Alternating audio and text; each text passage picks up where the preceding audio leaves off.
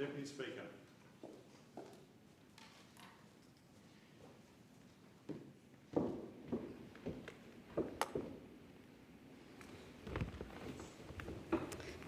And I call the clerk. Government business, order of the day number 1, grievance debate. The question is that grievances be noted, and I give the call to the member for Wentworth. Deputy Speaker, I'd like to talk today about trust and how to build it, and particularly trust in government. The ANU election study recently found that only 1 in 3 Australians believe people in government can be trusted to do the right thing. That is damning for all of us and something that we desperately need to address. What we're seeing increasingly is also a majority of Australians who have a moderate or high grievance against government, business or the rich. And 64% of Australians worry that government leaders purposely mislead people by saying things they know that are false or gross exaggerations. And finally, only 17% believe the next generation will be better off. We in this building should be worried about all these statistics. We do have a problem. The Prime Minister, early in his term, said he did want to improve trust in government. He said, and I quote, "I don't expect to make Australians fall in love with question time, but I do want more people to have greater faith in the integrity of our Parliament and its representatives." That's a laudable aim, but my concern is that the government, and particularly the Prime Minister, is not taking the steps that is required to build the trust that we need in institutions. I could use the next 8 minutes and a half to have a go at the Prime Minister, but what I'm trying to do and more interested in doing first is outlining where I believe that trust can be built, how we can build back, because we can complain about the government of the day, or we can actually try and lead by showing where we should develop these areas. And there are 5 key areas that I believe that we must work on to increase trust in our government and our institutions. And these are around 1, transparency, 2, accountability, 3, strengthening our institutions, 4, delivering what we said we would, and finally, the community and how they can be put back in the heart of government. Let me start with transparency. We have a culture. One of the things that surprised me actually coming into Parliament was that the public service or the work that they do in the departments was not accessible to me as a member of the House of Representatives. I thought by being that I could talk to departmental people, and see all the reports that they write for the government. But no, because the public service is there to serve the government, and the government chooses what it releases or what it doesn't. And particularly, it chooses that through things like the FOI restrictions that are currently placed on release of documents. And so my question is, how can we build transparency so that as a member of Parliament, but frankly, as a citizen, you have access to what is going on in government. You can understand what recommendations are being made, what opportunities are being considered. That, I believe, sunshine, that people say is the best disinfectant. If you can increase transparency, I believe strongly that you can increase trust in government. There are things that the government and parts of this country do already, things like release ministerial diaries, so people don't feel like perhaps government are meeting with lobbyists more than they're meeting with the citizens. Speaking to a former leader in one of the others in the states of this country, they said to me that actually releasing ministerial diaries made them aware of how much lobbying was going on by a particular group on a particular issue. We could make sure that there's much more transparency about who's sponsoring lobbyists. Those are some of the things that could be really important. But I think it really goes to an attitudinal shift in transparency, a shift to perhaps like Audrey Tang in Taiwan, who I will quote a number of times in this debate. They have really pushed for radical transparency. I think I can see, I believe I'd be very excited to have a government where so much of government is released, where it's released by the rule rather than the exception. Instead, what we have in this government at the moment is FOI requests disclosed in full have plummeted from 59% in 2011 to just 21% in 2023 and 2024, and refusals have doubled. So I think the first piece is change the attitude, change the FOI rules, change the laws around ministerial diaries and lobbyists, and go for radical transparency to build trust with the Australian people. Secondly, is about accountability. One of the things that I have said from the very start, answer people's questions. That's what people expect from you. Question time, we spend over an hour every single day that Parliament sits, and it feels like for over an hour we watch the government, in the main, not in all situations, in the main, skirt around questions through the cover of relevance, even though they're not answering a question which in sometimes is as simple as yes or no. If you want to build accountability, if you want to build trust, start by answering the questions. And take that further. Be accountable to the weaknesses and the strengths of the things that you have brought in and recommended. Make sure that your projects are assessed based on, before they're put forward or policies are put forward, give some KPIs, give some costings, and then 3 years later, or however long it takes, come back, assess the project and the policy against its KPIs and its costings. That's what you do in business. That's about building accountability for the outcomes you said that you're going to achieve. If people are clear, if government is clear on what it's going to achieve and not afraid of assessing whether or not it's actually achieved that in a policy, then we will have better public debate, and frankly, I believe we will have better policies.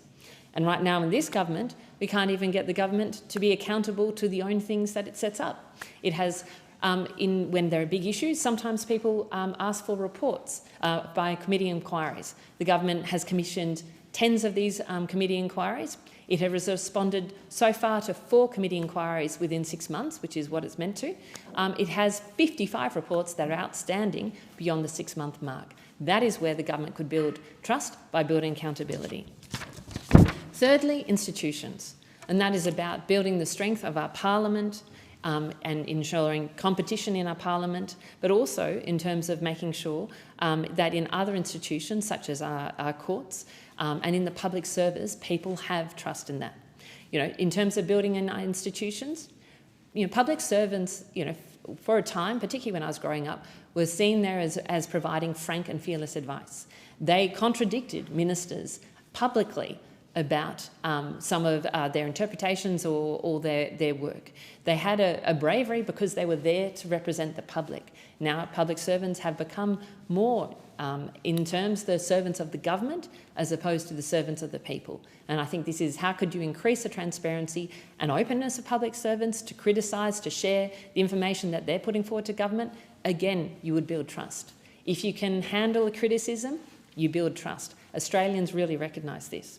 In terms of competition in the Parliament, make sure you have the rules that allow competition. Instead, government last year, in the Labor government with the coalition, passed rules to make it harder for independents and minor parties to be successful in elections. That doesn't build trust. Take those back. And finally, in terms of things like access into institutions, the courts and those institutions should be free and fast. We have only 42% of administrative review tribunal cases are resolved within 12 months. That's not a strength of institution, that is not justice delivered, and that doesn't build trust. Deal with that. Fourthly, delivery. Because ultimately, governments, people trust people who do what they say they're going to do, and that applies to governments as well. And we haven't seen that quality of delivery come from governments, and that accountability to deliver better outcomes for people. Make sure that that people feel like the services that they're paying for are actually delivering better results. That will ultimately build trust. And finally, I'm going to talk about community. There's a quote again from Audrey Tang, a person who has really driven enormous change in trust in Taiwan. And Tang said, "We recovered from the trust crisis not by asking people to trust the government, but by encouraging public services to trust the people." And that comes down to community. Who are you asking? Who are you engaging? How is government listening and responding to the concerns of the community? There are different and exciting ways that people around the world are doing this. Citizens' Assembly, a recent poll found that actually almost 50% of Australians are open to citizens' assemblies to deal with possibly difficult issues. You know, maybe at a certain level, if you have enough people, again, in some countries, if you have enough people to sign a petition, the government has to respond. That is, I think, a way that government can be accountable. You know, making sure, again, when you do reviews, you do these parliamentary inquiries, how do we get everyday people, not just people with vested interests, to engage in these things. There are innovative ways to do this online. We have never actually had a world where it would be easier for us to engage the community in citizen in these things. And so this really comes back to the final point. Trust matters. The strength of the Australian democracy, of our economy, our institutions, depends on trust. It is eroding, and there are ways that we can deal with it. It is about transparency, accountability, institutions, delivery and community, and it is time this government took those properly into account. Thank you, and I give the call to the member for Boothby. Thank you, Deputy Speaker. In my first speech in this place, I talked about my grandparents living in poverty in Northern Ireland and how they knew that education was the key to make sure that never happened to their children, my mother and her siblings. They knew that education was the key to being able to take advantage of opportunities. It was the key to being able to get ahead and have more options for a career. It was the key to being able to look after your family. I was lucky enough to be born into a family that valued education and valued education for girls. And I was lucky that my family decided to migrate to Australia when I was very young, and so my entire education has been here in this country. A country where public education was available and affordable, and a country where tertiary education is also subsidised. My life would be very different if I had not been able to access education. Education is such a key indicator for the rest of your life. In public health, there are some very key statistics that link educational attainment with health outcomes. Educating women and girls is the most effective way to positively influence the health of the next generation. And at a community or country level, population-wide education is the key to having a highly skilled workforce driving innovation. Education is the most powerful investment a government can make in the future of our nation, and that is why the Albanese government's commitment to fully fund public schools matters so deeply. It's not an abstract policy position, it's a statement about who we are, what we value, and whose side we're on. And it will benefit every single one of us, whether we have children at school or not, because good quality, accessible and affordable education at a countrywide level is an investment in the future of the country. It's an investment in the economy and an investment in current and future workforces. The 2011 review into school funding, conducted by David Gonski, stressed the need for an equitable school funding system, one that ensures that differences in educational outcomes are not the result of wealth, income, power or possessions or postcode. The review was established to develop a funding system for Australian schooling which is transparent, fair, financially sustainable and effective in promoting excellent outcomes for all Australian students, because every Australian child should have access to education and access to opportunity. Talent and ability isn't concentrated in certain groups by virtue of postcode, income level or wealth. Now, over a decade later, public schools are finally on the pathway to full and fair, equitable funding thanks to the Albanese Labor government. The Better and Fairer Schools Agreement is a 10-year agreement developed in collaboration with state and territory governments. It represents an extra $16.5 billion over the next decade and an extra $49 billion in investment over the decade after that. In South Australia, it means over $1 billion in additional funding for public schools across the state. It is the biggest new investment in public schools by an Australian government ever.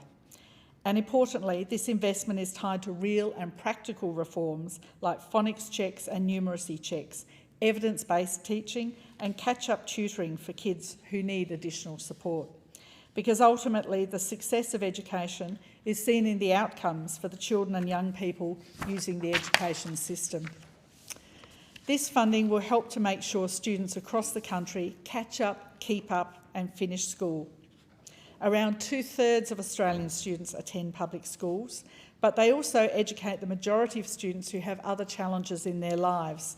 Public schools educate the overwhelming majority of children from low-income households, from regional and remote communities, and from migrant and refugee backgrounds. Yet for too long, public schools have been asked to do more with less. Under previous arrangements, many public schools never reached their full funding entitlement under the schooling resource standard.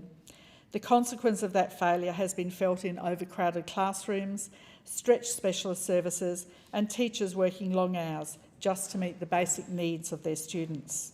Labor is changing that. We are committed to full and fair funding for every public school because need, not postcode, not parental income, must determine the level of support a child receives. The additional funding will mean more teachers in classrooms, reducing class sizes and giving students the attention they deserve. It will mean additional learning supports for students with disability. It will mean targeted funding for literacy and numeracy intervention, mental health support and wellbeing programs that recognise the whole child, not just their test results. It will mean properly supporting schools in regional and remote communities where staffing pressures are real and resources must stretch further. And it means backing schools in suburbs where disadvantage too often compounds across generations. Fully funding public schools is also about respecting teachers and education workers. Teachers do not enter the profession to struggle against systemic underfunding. They enter it to teach, to inspire and to change lives. Labor's approach recognises that when we invest in schools, we are investing in the professionals who make those schools work. And ultimately, we are investing in our next generation of Australians. This is not about ideology, it's about evidence. Every credible education review has shown that needs-based funding works. It lifts outcome for students who are falling behind without dragging down those who are already doing well. It strengthens equity and improves overall performance.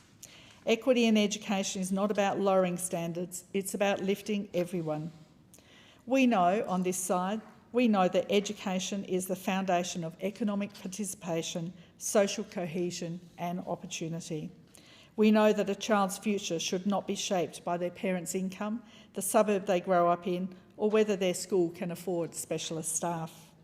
Labor believes that public education is the backbone of a fair society and that a strong public system benefits everyone, not just those who use it directly.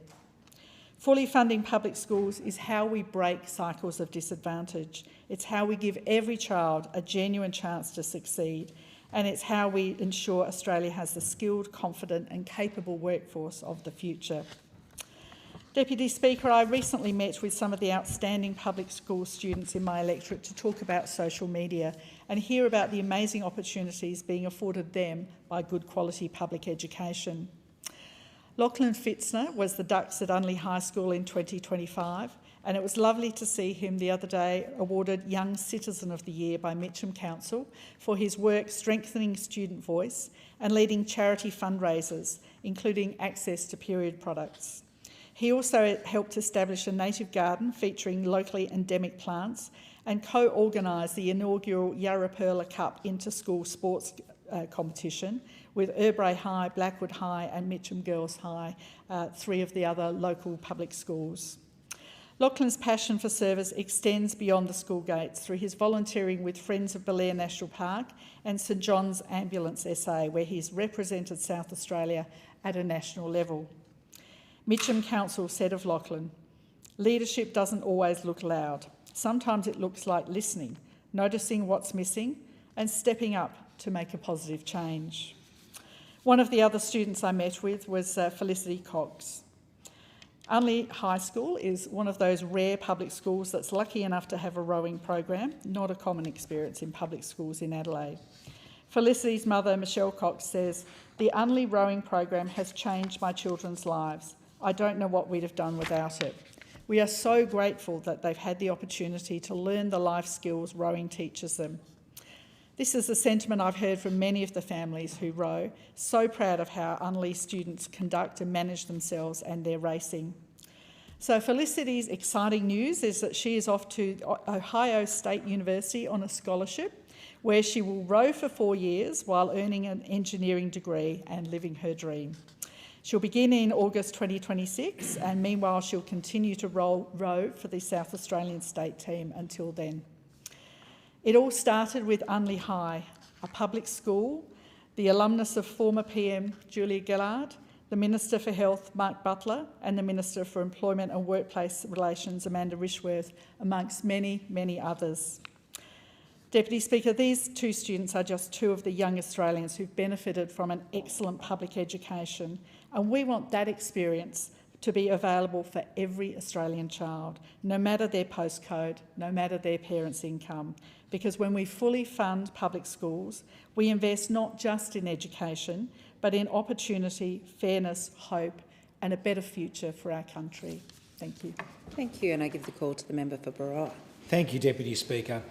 As we enter the year 2026 and students go back to school and parents return to work, one thing is constantly discussed with me across my electorate, and that is how much harder life has got under this Labor government, how much more expensive it is, because as we know, when Labor spends, you pay. Across my electorate, families are working harder just to afford the basic essentials as costs go up and up and up under this government. Insurance costs are up 38%, energy bills up 38%, rent up 22%, health up 18%. In my portfolio, education, the cost since Labor came to government is up 17%.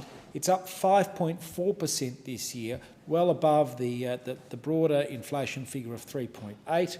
And childcare is up 11.2%. Grocery prices across the board are up 16%. These figures are shocking, and they have real impacts on families and family budgets.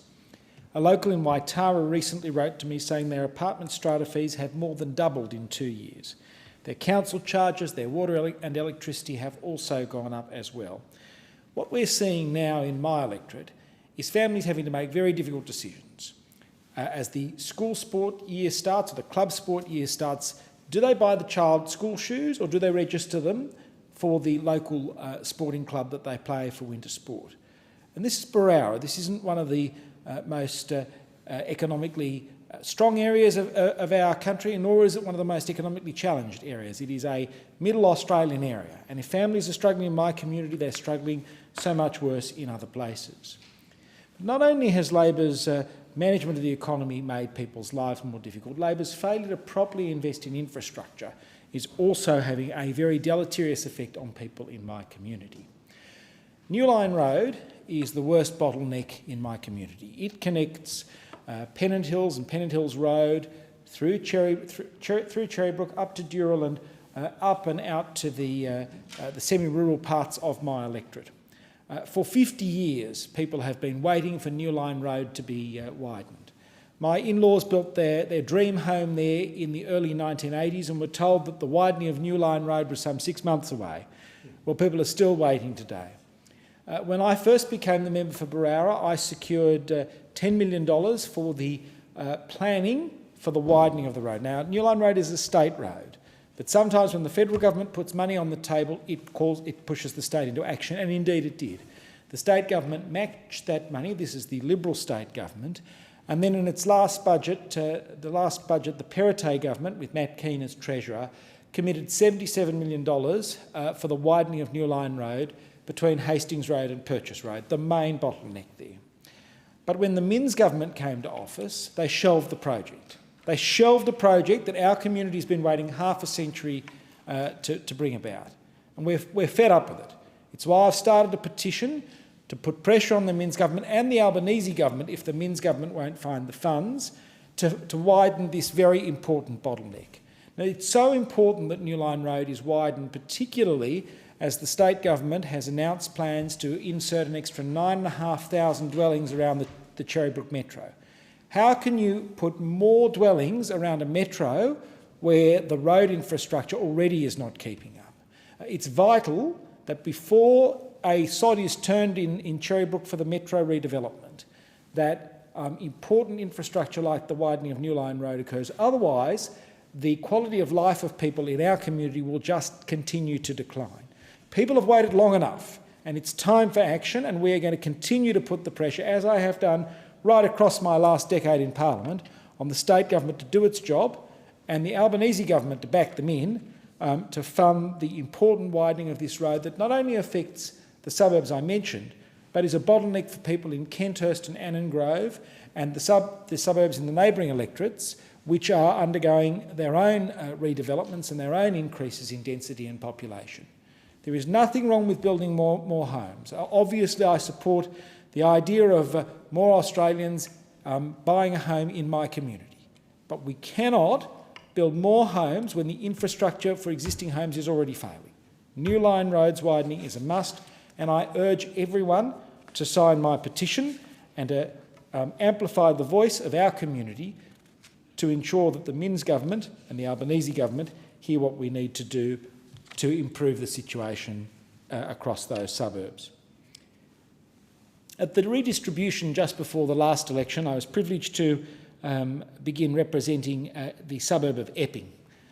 Most of the suburb of Epping is in the Barara electorate, and Epping is a wonderful and diverse part of the community, a very significant Chinese Australian community, and it is a community that has gone from being single dwelling houses to 20-storey apartment towers. And again, the infrastructure in Epping just has not kept up with the growth in population there. The Epping train station now is a major train station. It has the metro, it has the Northern Line, it has the express line going from Newcastle through to the city. It is a major transport hub. It is a hub for major businesses near Macquarie Park. It is a hub for people going to Macquarie University. It has a town centre that is really struggling.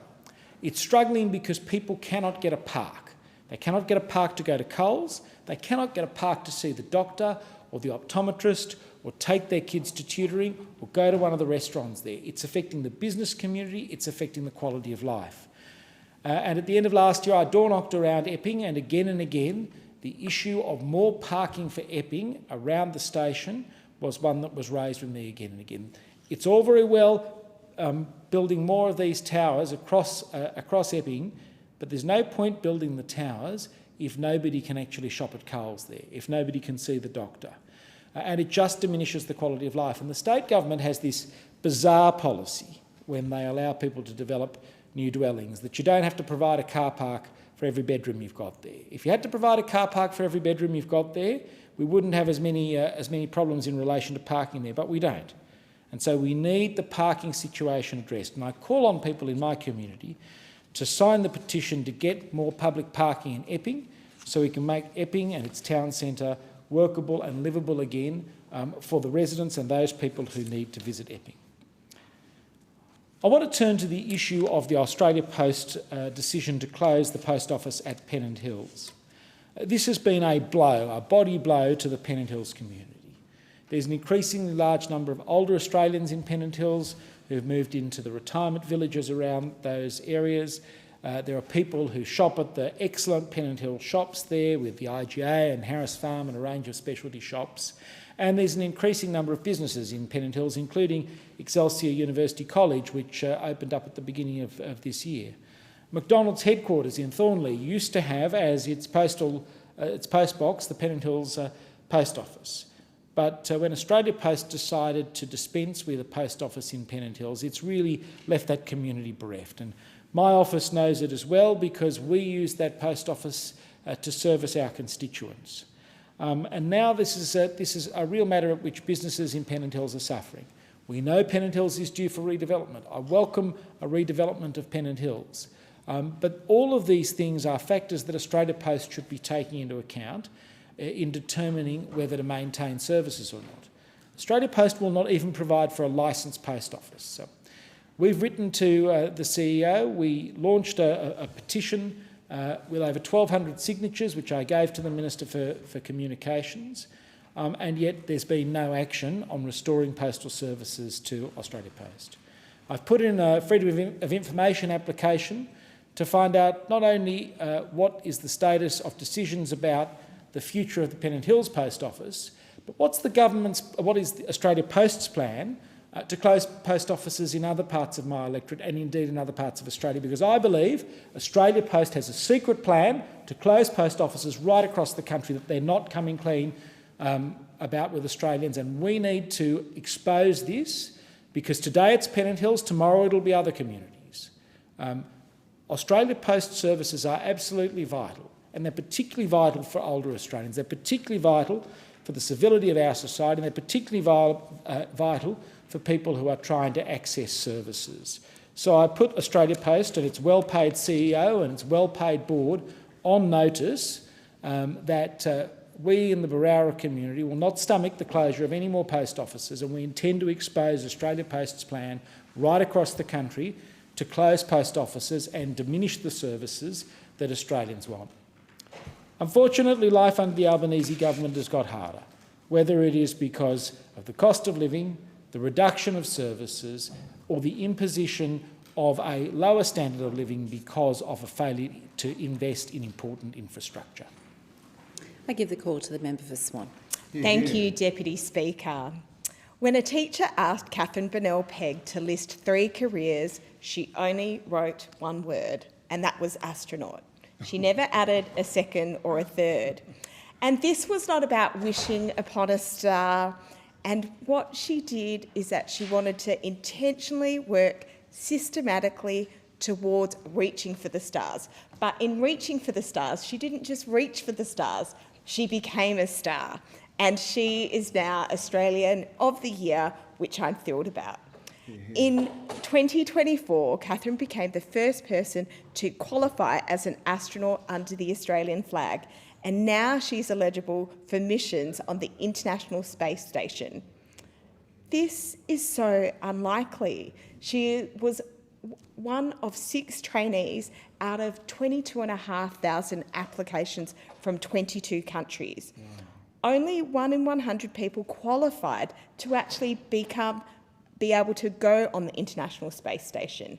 And so she is blazing a path for space and bringing that ambition home to Australia for the next generation. She matched her childhood dream with study, discipline and teamwork through survival training, spacecraft systems, robotics and simulations. She was qualified not because it was easy, but because she was driven and she wanted to make sure that she delivered excellence. It's sometimes rare to see a childhood dream become a lifelong career, and unfortunately, it's often very rare for women and young girls to follow that dream. And I think of one of the mothers in my mother's group. Her name's Gemma Anderson, and she's a transient astronomer. And she talks about when she was a little girl and how she looked at a telescope for the first time with her father, and she was just probably not even in formal schooling, but she looked through that telescope, looked at the stars and was like, this is the career for me. And so she knew from a young age that that's what she wanted to do. And I'm proud to see Gemma continuing to have an amazing career as an astronomer in the heart of Swan. But sometimes little girls have their dreams fade and they don't have the opportunity to actually follow their dreams. And I want to make sure that we lower the barriers to make sure that everyone can achieve their full potential. Catherine Bennell-Pegg calls astronauts scientists in the sky, small parts of a much bigger team on the ground. She reminds us that from orbit, you can't see borders. She explains that space is not about escaping Earth, but about seeing it in clarity. Sometimes you need to see that big picture thinking to understand what the real problems are. Catherine's message is not all about inspiration and dreams. There is important work to do to ensure that more women can pursue careers in STEMs. And the broader picture for women in STEM is indeed sobering. Women count for about 15% of people working in STEM jobs in Australia and about 37% of STEM university enrolments. I'm hoping that we see numbers improve, and we have seen some improvement. The CEO of Engineers Australia, Romilly Madju, reflected last year that women make up just 16% of Australia's engineering workforce and only 12% in construction. These figures don't reflect the lack of talent. They reflect structural barriers and outdated ideas of what an engineer looks like. Too many young people, especially young women, despite having talent in maths and science, don't pursue careers in STEM. The social data on what exactly leads to this decision is not settled. However, we cannot be blinded by the obvious barriers, and these statistics reflect on unacceptable structural and cultural barriers. What makes our Australian of the Year even more remarkable is that she surmounted them all. She is indeed Australia's first astronaut, and the thing that I would say is really cool is she won't be the last. And so I'm going to say, sisters, step over the glass ceiling is cracked, because we will see more astronauts happen in Australia. I don't know what that timeframe is though yet. So, Deputy Speaker, if STEM at the moment, for some industries, for some people, it can feel like it's a bit of a boom-bust grind to see how long you can last in the field before sometimes people go, this is enough. Or sometimes it's a boys' club, and we will, if this continues, we will keep on losing brilliant minds. And I think that that's such a shame, because I see STEM as one of the most exciting fields of work to work in. And one of the things when I go and visit students and speak to schools, I talk about careers and the way that you can have an impact that's a positive difference on people's lives. And I see STEM professions as being one of the most profound ways to do that. And sometimes one of the questions that I ask students is, which profession has saved the most lives? And this is probably debatable, but I say that it's not necessarily doctors, but they do have a lot of exciting television shows about them. But I argue that it is indeed engineers, and specifically access to clean water and sanitation. And one of the things that we've seen from, I guess, an industrial revolution perspective, and seeing the improved mortality, the improved life expectancies of people, access to sanitation has improved people's life expectancies. And that's what happens when you've got clean water and you've got good sewerage systems. And so that's just one example, but I think that there's so many different ways that people can actually improve our world, and people can think about what their impact will be, what their legacy will be, and this is a way that you can do it on quite a grand scale. So for the next generation, I want to make sure that they think about all the career paths that they have, and that they see STEM professions as something that they can contribute to and make a wonderful contribution. And this is something that Catherine shares wholeheartedly. I think that we need to make sure that we look at the ways that we can incorporate more people into this field, including whether it's the sports field or the STEM field. So for me, a STEM profession hasn't taken me exactly where I had imagined. I did start my career in steel cap boots on a mine site, and then I had an opportunity to think about whether I would go to America and work in Virginia or go work for the World Bank in Bangladesh. And I picked the opportunity to go work in water and sanitation in Bangladesh, which was wonderful. And then after that, I had the opportunity to work in decarbonisation. And I worked for an amazing team, for amazing companies all across Western Australia, and it felt so rewarding to have the opportunity to be able to do that. But that's where I also say that not only do I want more people to think about STEM fields, I also want people to think about parliamentary careers as well. And I think that the more diversity, whether that's, I'm going to say, cultural backgrounds, gender, work skills, the more diversity that we have in this place, the better decisions that we will make as a whole. And so I want to continue to see that diversity, whether it be in STEM or the federal parliament. But what I'd say is that this government has been working intentionally to look at diversity in STEM. And in fact, we had a statement on the pathway to diversity in STEM review, which sets out a whole life approach, from early learning to school to vet and universities, to make sure that we think about how we have inclusive workplaces. And this will be backed by better data through a STEM equity monitor. Its principle is simple. Equity is not optional, it is foundational.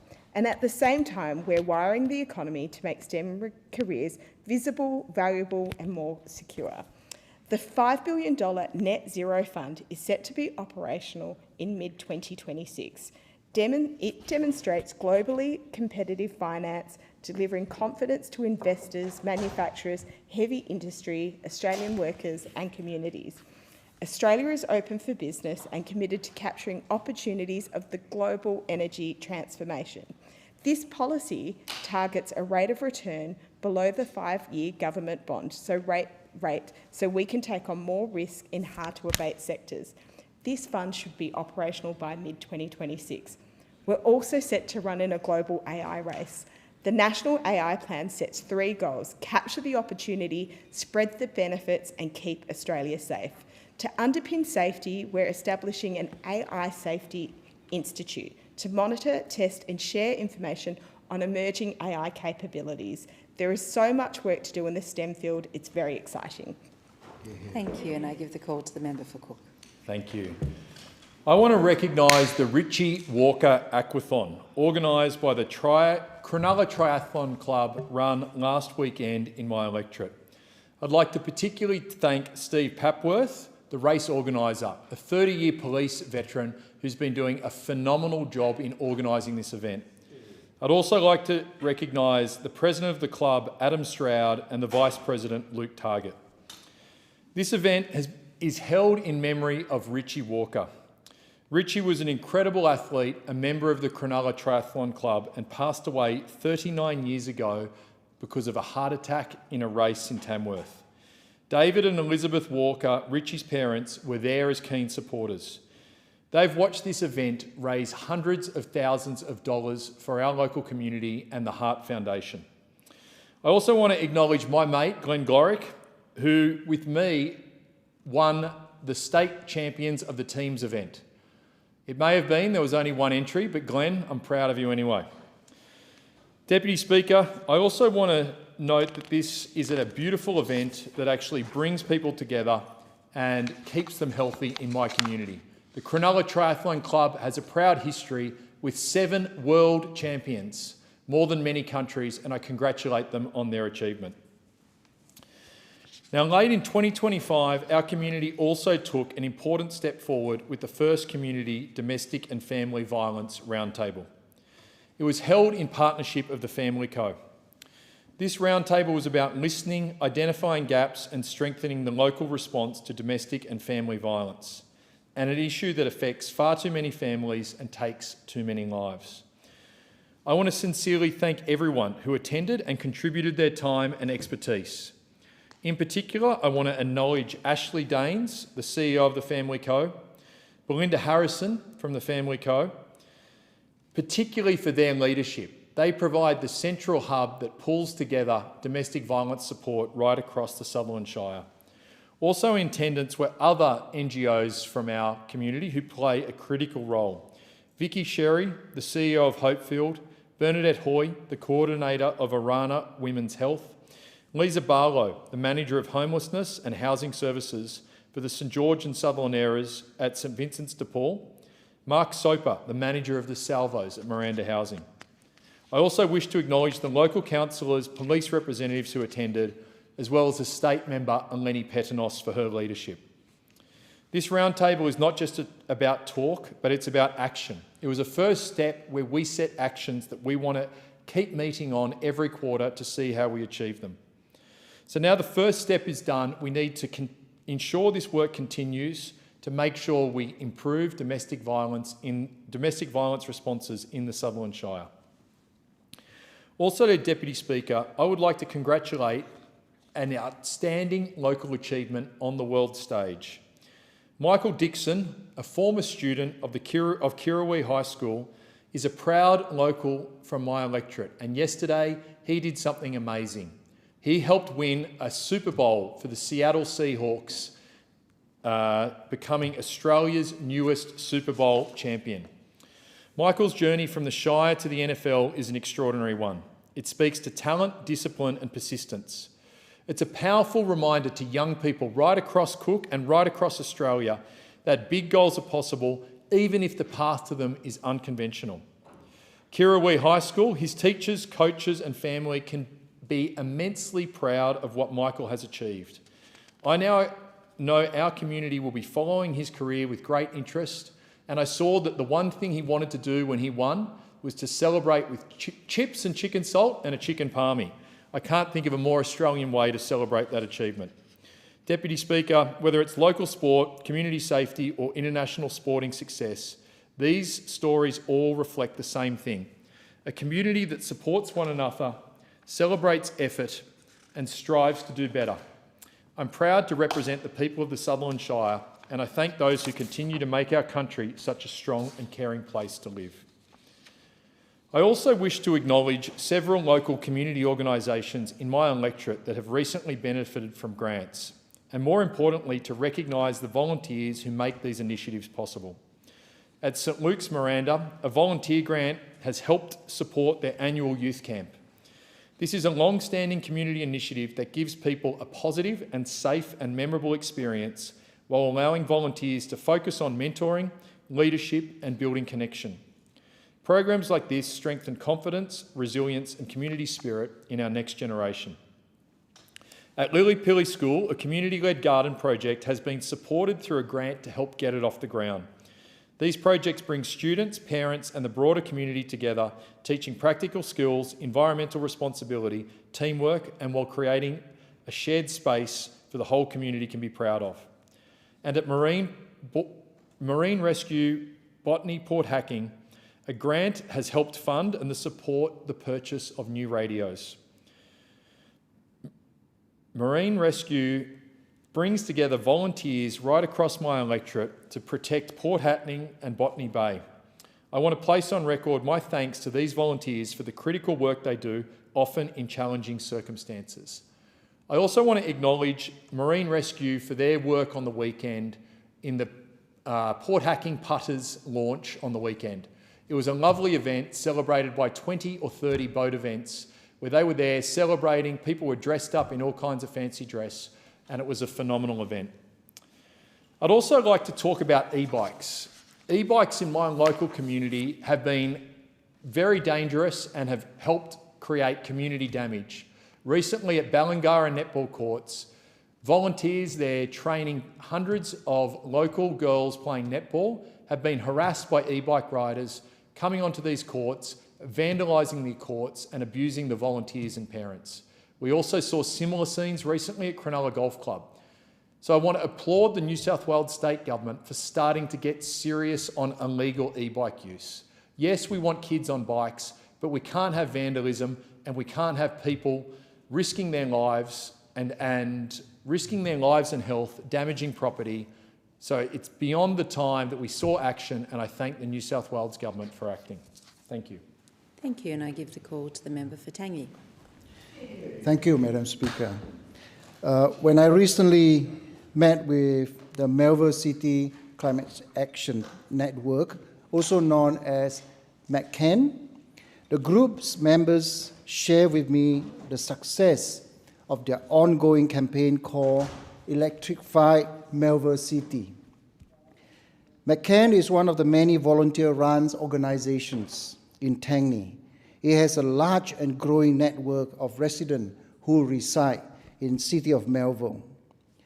The groups focus on climate action with a focus on the local community, much of it in my electorates of Tangi. The group's currently campaign is working to electrify the local community, meaning to replace appliances and cars with efficient electric version powered by renewable energy. We spoke about the government's cheaper home battery program, a program that has been incredibly popular in Tangi. Australians have installed more than 225,000 cheaper home batteries since the program started last July, less than a year. In Tangi, 2,371 cheaper home batteries have been installed. I'm very proud that Tangi is the leader in Western Australia for the take-up of this program. As part of their campaign, McCann members have embraced the cheaper home batteries program, and they have helped spreading the news about this rebate to the local communities. As McCann said, we now can save money while saving the planet. I've attended several McCain's information events on their Electrified Melbourne City campaign and was proud to support the groups with a volunteer grant early this year. Last year alone, the group's grassroots campaign hosted 16 different events, including an expo attended by more than 150 householders. They also hosted information stores across the city, including at popular local festival and a pop-up at a local library. I really applaud McCain's enthusiasm for wanting to electrify the local neighborhoods. Whenever we speak, the members talk to me with such great passion about how they have electrified their homes with heat pumps and using an induction cooktops. We have talked about electric cars at Coffee Catch-Up, rooftop solar, and of course, cheaper home batteries program. The cheaper home battery program is part of our government's plan to create a fairer, cleaner, and more reliable energy system for all Australians. It means unlocking the full potential of solar and tapping into the cheapest form of energy available. I can say that this network is friendly, with lots of energy and a real enthusiasm and dedication to make sure our community takes climate action. From the attendance of their event, it is clear that people are interested in learning more. At this information session, McCain's members share their own experiences. Their enthusiasm spread from person to person. Their community education and information session have helped so many Tangney constituents understand more about electrifying their home and also about a cheaper home battery program. I'm very proud to have such a great community advocate in my electorates of Tangney. I encourage Tangney locals living in Melbourne City to reach out to McCain if you have any question at all. And I want to thank them for helping inform our community about how our government is making home battery cheaper for every household, small business, and also community organization. Robert also lives in Tangney. Robert was one of my first constituents to start contacting me, asking me for information about this cheaper home battery program. He called my office not long after the announcement to let me know that he liked the idea and he wanted to learn more. When I visited Robert last September, he proudly showed me the battery he had installed as part of the program. He showed me the impact these changes have made to his power bills. But I also want to share the conversation we had about how the use of the batteries and solar panels is helping him reducing his emission. Robert and I are both grandparents, and we spoke about how we both want to act for our future generation, including our grandchildren. Robert is just one of the many constituents in Tangney who have reached out to me in support of this program. Madam Speaker, when I have my own battery installed a few months ago, my neighbor came out to see me and we shared a lot of information. My neighbors commented on how much they appreciated this program and how easy it was to take the most of Australia's world-leading solar power. Community organizations in Tangney are also looking to batteries to reduce their emission and to reduce their power bills. Blue Gum Tennis Club has been in Tangney for more than 50 years. The club has 450 members and 200 more in the neighboring squash club, and many more people around the whole community who hire the court to play. Last year, I made an election commitment to the club to deliver solar panels and a battery for the club. I'm proud to say that the commitment is now progressing. The new system will dramatically reduce the club costs and also will generate significant environmental benefits. The lower power costs will help the club keep membership fees, public hire fees, and at a reasonable level, while improving the facilities of this long-standing club. Madam Speaker, I also want to touch on the suburbs of Canning Vale and Williton. From July 1st through the end of last year, there were 499 solar battery installations in this postcode alone, making it among the top 10 postcodes for battery installation in 2025.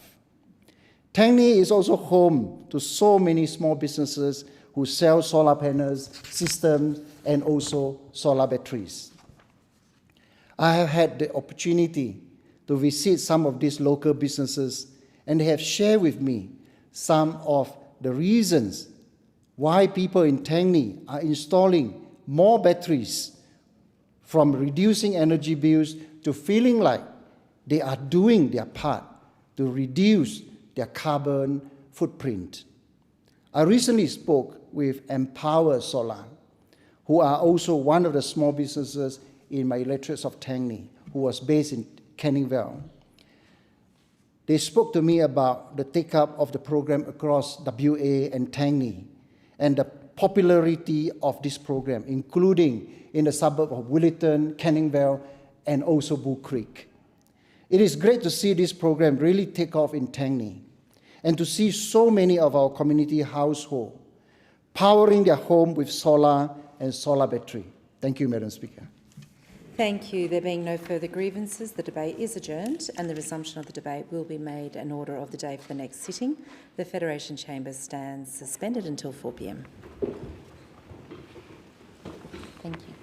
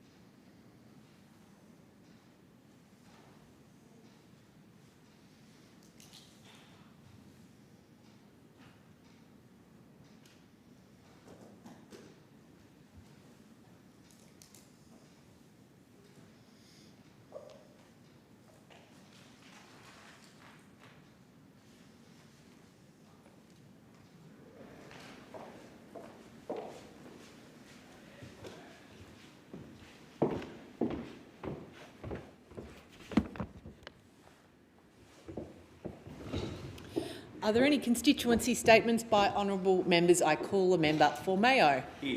Thank you, Deputy Speaker. Last week in my electorate around the Deep Creek National Park on the southern Fleurieu Peninsula, we had a bushfire that burned out of control, and it burned for a week before being officially contained on Sunday. It's caused significant damage, burning more than 4,400 hectares, 22 structures and 12 vehicles, had a perimeter of 56 kilometres. Our CFS have worked tirelessly to defend property and to protect the habitat of native flora and fauna in Deep Creek. A huge thank you to those CFS crews and to the more than 200 firefighters from across the country who came to help from Victoria, New South Wales and Queensland. Part of the huge firefighting effort was from the air, led by our local company Aerotech. Aircraft operations undertook more than 1,000 drops over the fire with water and firefighting material. They gathered intelligence from the firegrounds and assisted with backburning. Aerotech is forefront in South Australia's bushfire rapid response. The approach can mean the difference between a minor incident and a full-scale emergency. I recently visited the company's Adelaide Hills base in Bracunga, where I saw a fixed-wing fleet and range of helicopters, including repurposed Black Hawks. Not only does Aerotech work in emergencies, but also in other sectors such as agriculture, construction and resources. The company has sovereign capabilities, delivering services across Australia and internationally, providing training programs, including for pilots, offering in-house maintenance, airfield infrastructure, avionics and ground transport. This South Australian company operates more than 40 aircraft and employs more than 160 people. It's a world leader. But Aerotech and other aerial work aircraft companies are waiting on the federal government, waiting on approval for a set of aviation maintenance rules put together by the Civil Aviation Safety Authority, CASA. These rules, Civil Aviation Safety Regulations Part 43, are designed to simplify maintenance requirements with clearer rules, delineating private and aerial work aircraft from passenger airlines. Part 43 is ready to go. It's supported by industry, but it's been sitting on the Minister for Transport's desk since October 2024. It must be lost. We should be acting faster to cut red tape, and after 16 months the Minister should approve this package so companies like Aerotech can get on with the job. And again, I would just like to reiterate my great thanks to all of our firefighters, including the air support from Aerotech, and my heart goes to the families in Deep Creek who have lost infrastructure and of course all the animals and the damage to our environment. It's been a very terrible time on the Fleurieu. Thank you. I thank the member for Mayo and I call the member for Spence. Well, thank you, Acting Deputy Speaker. Today I speak to acknowledge the life and legacy of Bruce Eastick, a giant of our community in the north and a man whose leadership, wisdom and service helped shape Gawler and South Australia for generations. Bruce's contribution to public life was defined by purpose and a genuine belief that public office is a responsibility to serve others. He served the people of the District of Light for 23 years, a remarkable period of dedication that speaks to the trust his community placed in him, election after election. In that time, he held some of the highest offices in the South Australian Parliament, serving as Speaker of the House during the Tonkin government and later as Leader of the Opposition from 1972 to 75. But no matter the title he held, Bruce never lost sight of who he was there to serve, the people of Gawler and the communities that make up Light. His commitment to local government was just as profound. He served as Mayor of Gawler from 1968 to 1972 and again from 1993 to 2000, returning to the role decades later out of a continued sense of duty to his town. Across those years, he helped guide Gawler through periods of growth and change, always with a steady hand, a practical mindset and a deep respect for community voices. Outside of politics, Bruce was also a pioneer in his profession. As a veterinarian, he became the first self-employed rural vet in the Gawler region, building a practice that supported local farmers and families alike in Williston, a place I now call home to. His leadership extended to the profession more broadly, serving as President of the South Australian Division of the Australian Veterinary Association in 1961 and later as National President in 1966. That same dedication to service carried through every chapter of his life. In recognition of his extraordinary contribution, he was appointed a Member of the Order of Australia in 1996, a fitting acknowledgement of decades spent giving back.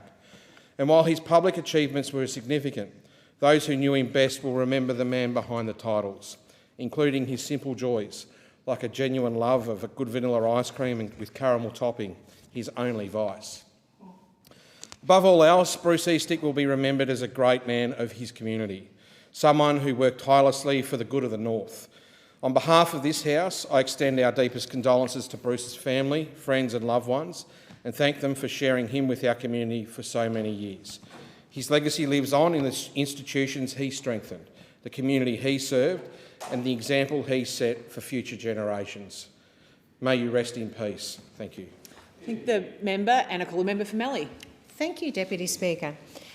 This Labor government said they would put the care back into aged care, but instead they are blithely presiding over an aged care crisis. Every week I am contacted by Mallee locals who are worse off under the new aged care system that commenced on the 1st of November 2025. Older people in my electorate in Mallee are paying more for services and getting less out of their packages. Not only this, distressed Mallee constituents are reaching out to me appalled that their loved ones cannot get the home care they need and deserve.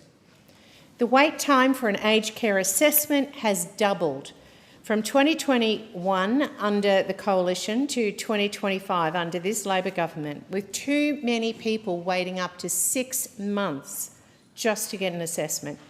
Worse than that, older people are waiting up to 2 months for any form of reply from my aged care. It's like ringing up and not getting a call back. Amazingly, one residential aged care provider in my electorate reports having empty beds due to the lack of assessments being done. Then we must talk about the time from approval, once the assessment takes place, and access granted, which has doubled, increasing from 4 months in 23-24 to almost 8 months on average, with many waiting a year. One elderly resident from Murrayville has waited for more than 2 years before being able to access the Commonwealth Home Support Services she was assessed as eligible for. 2 years. This is a very unamusing joke on behalf of an inept Labor government. Service providers covering this lady's area have no capacity, and sadly during that time her husband passed away. This is not an uncommon story in the regions where people are literally waiting years before accessing services. My constituents just can't understand why they are being left behind.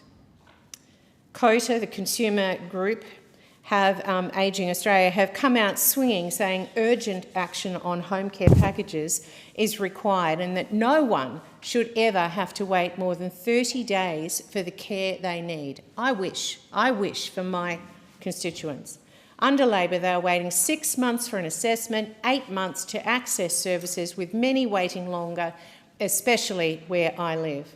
Our old Australians have given so much and deserve the dignity of support in their own home and in a timely manner. I thank the member for Mallee and I call the member for Hasluck. Thank you, Deputy Speaker. I'm continually amazed at the spirit of innovation on display amongst businesses and community organisations in my electorate. Cyclowest is a radiopharmaceutical manufacturer in Bayswater. General Manager Angela Whittington contacted me for support in relation to a skilled worker they were looking to sponsor through the Skills in Demand Core Skills Pathway. I also had a tour of their incredible facility. Cyclowest develops, manufactures and supplies radiopharmaceuticals of the highest quality, supporting precise cancer diagnosis and treatment. But also Cyclowest is at the cutting edge of nuclear industry in Hasluck, and that is shaping the future of our healthcare. But it's also enabling support through defence, giving a safe space for people to understand and learn how to safely handle radiological materials. Deputy Speaker, in December I was honoured as a guest of the end-of-year function for the AES Equipment Solutions, which operates in Hazelmere in the industrial area of Hasluck. AES designs, manufactures and maintains vehicles and equipment for the mining industry, and they are well placed to take advantages of the changes in our mining and energy economy in the years ahead. But this is possible because they have a first-rate employee culture, and that is starting with apprenticeship programs. They are connecting with high schools, the Swan Chamber of Commerce, providing people opportunities from all walks of life, both young and also those looking to reskill and upskill. I thank the AEC leadership in encouraging men and women to explore career paths with them and in the broader field, and giving them the recognition they deserve for the extraordinary work that they perform in the workplace. A big shout out to General Manager Alex Cooper and the team at AES Equipment Solutions for their work. Last year, I was lucky enough to go on a Transforming Lives Through Employment tour at Hanson Constructions in Hazelmere. Jerry Hanson, who has been active in the Swan Chamber of Commerce over many years, has made his organisation available to take on people who have served time and give them the start that they need to get organised, skill up and get working and start the second chapter of their lives. At the peak of some projects, Hanson Construction has employed over 90 former prisoners, providing them with work and training. Apart from the expectation that this will assist the ex-prisoners, it is also quite arguable that this also strengthens our workforce, our local economy and our community. This work for being able to provide employment to people who have experienced hardship in their past life gives them dignity, it gives them security, it gives them a way forward to ensure that reduces that risk of recidivism, which does cost us around $120,000 per person annually. I congratulate Jerry Hanson on this initiative and his leadership in this area, where he's undoubtedly changing lives for the better. I thank the member for Hasluck and I call the member for Casey. Deputy Speaker, and our veterans served and sacrificed for our national flag, our country and our democracy. And we stand here today in this House and we look up at the same flag that flies above this building. It is displayed proudly at the entrance of the House and is mounted in every corner of the floor of Parliament. And we have the privilege to stand here to debate laws and discuss the ways forward for our future as a free nation. And we must never forget that we stand in this building in peace to debate our future, because our veterans stood on the front line to protect it. And to our veterans, our flag represents the promise of a future they fought for, a future thousands of servicemen and women never got to experience. And that's why I was honoured on Sunday to present the Lilydale RSL President, Bill Dobson, and the members at the AGM, which I'm also a member of the Lilydale RSL, with an Australian flag that has flown here at the heart of the democracy that is Parliament House. And the flag will now proudly fly at the Lilydale Cenotaph, which stands as a permanent reminder of the sacrifices of those who served our nation. And it lists the names of those who once called our community home, but left to defend freedoms that they never had the opportunity to enjoy. It symbolises local lives cut tragically short in the pursuit of a cause greater than themselves and a sense of courage and bravery that is difficult and impossible to comprehend. I'm looking forward to seeing this flag fly in my local community as a fitting tribute to our beautiful nation and the many selfless veterans who paid the ultimate sacrifice so we can enjoy the freedoms that we have today. In the Casey Community Awards, I'm proud to say that nominations are open for the 2026 awards. And these awards that were established as a way to give back and say thank you to the incredible volunteers who make our community stronger. Now, our region is made up of volunteers who go above and beyond to help others through protecting our community, running food banks and op shops, protecting our environment, keeping local sporting organisations running and bringing our community together. And if you know someone who volunteers with Rotary, Guides, the RSL, Probus, the Men's Shed, Inner Wheel, perhaps someone who coaches a team, mentors students or otherwise volunteers in our community, I encourage you to nominate them for a Casey Community Award. These people deserve to be recognised and celebrated for the service they provide to our community. They are a great example of the true Australian spirit that deserves to be celebrated. I thank the member for Casey and I call a Leader of the House and Minister for Home Affairs. Thanks very much, Deputy Speaker. This month marks the celebration of Lunar New Year. Big deal in my part of Sydney, and just on the weekend I joined hundreds of locals in Bankstown to kick off the early celebrations for the Year of the Horse. I want to thank Canterbury Bankstown Council for putting on the vibrant celebration, and the local Vietnamese community for all the work that they did as performers, volunteers, stall holders, as well as the council staff whose hard work made it all possible. The Year of the Horse symbolises energy, independence and ambition, reflecting a time of momentum, progress and new opportunity. Lunar New Year is a time of new beginnings, offering an opportunity to honour family, culture, tradition, while looking forward with optimism and unity. It reminds us of the enduring strength found in renewal and in generations coming together. As with everything in my part of Sydney, while it was the Vietnamese community putting the celebration on, there was an invitation to everybody to be involved. Many people from other parts of Asia who have heritage in other parts of Asia who also celebrate Lunar New Year were there, but also people who don't have heritage that would traditionally celebrate Lunar New Year were there as one community celebrating the Year of the Horse together. I also want to acknowledge the passing of the former Prime Minister of Bangladesh, Begum Khalida Zia, who passed away in December last year. Khalida Zia was a defining figure in the political history of Bangladesh. As the country's first female Prime Minister and one of South Asia's most prominent women leaders, she broke barriers in a region and a time where leadership was overwhelmingly male-dominated. Her leadership paved the way for future generations of women to participate confidently in public life and national decision-making. Whether one agreed or disagreed with her politics, her impact on Bangladesh's democratic journey is undeniable. In my electorate, I want to acknowledge how profoundly this loss has been felt by many people who share their heritage in Bangladesh. For many Bangladeshi Australians, Khalida Zia was not just a political leader in a distant homeland, she was a symbol of pride, identity and hope. The sense of loss at this moment among the Bangladeshi community reflects the enduring bond between diaspora communities and their countries of origin, and it deserves to be acknowledged with respect and compassion. In recognition of this significant loss, I formally wrote a letter and handwrote a letter of condolence to Mr Tariq Rahman, the son of the late Khalida Zia, who is at the moment chairman of the Bangladesh Nationalist Party, expressing my deepest sympathies on behalf of our community. Khalida Zia leaves behind a complex and enduring legacy, one that will continue to be studied, debated and remembered for generations. May she rest in peace. Thank the Minister and I call the member for Wentworth. Australia is facing a national crisis in domestic and family violence. Intimate partner homicide rates are rising, not falling. In 2023-24, 46 women were killed by a current or former partner. That is 1 woman every 8 days. 1 in 4 women and 1 in 14 men have experienced violence by an intimate partner since the age of 15.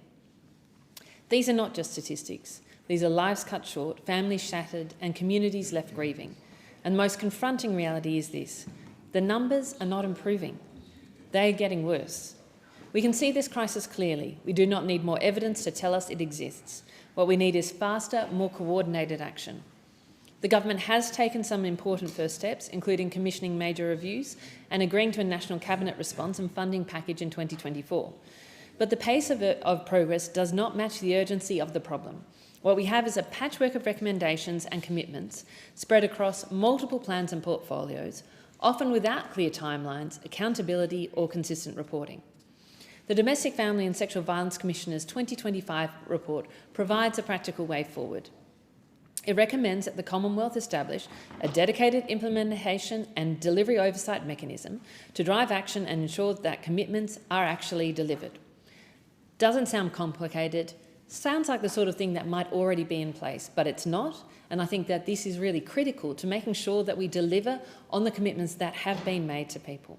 This would map and track all Commonwealth plans affecting victim survivors of domestic and family violence, including the Rapid Review Response and Closing the Gap Agreement and the National Housing and Homelessness Plan. It would require regular dashboard updating to Cabinet and ensure that addressing domestic and family violence is treated as a whole of government priority, not confined to one portfolio. The report also calls for strengthening the powers of Domestic Family and Sexual Violence Commission and establishing it as a statutory authority. This would give the Commission the ability to compel agencies to provide data and information, improve transparency and ensure that implementation and funding decisions are properly monitored. Every one of us reads the news and feels the weight of these stories.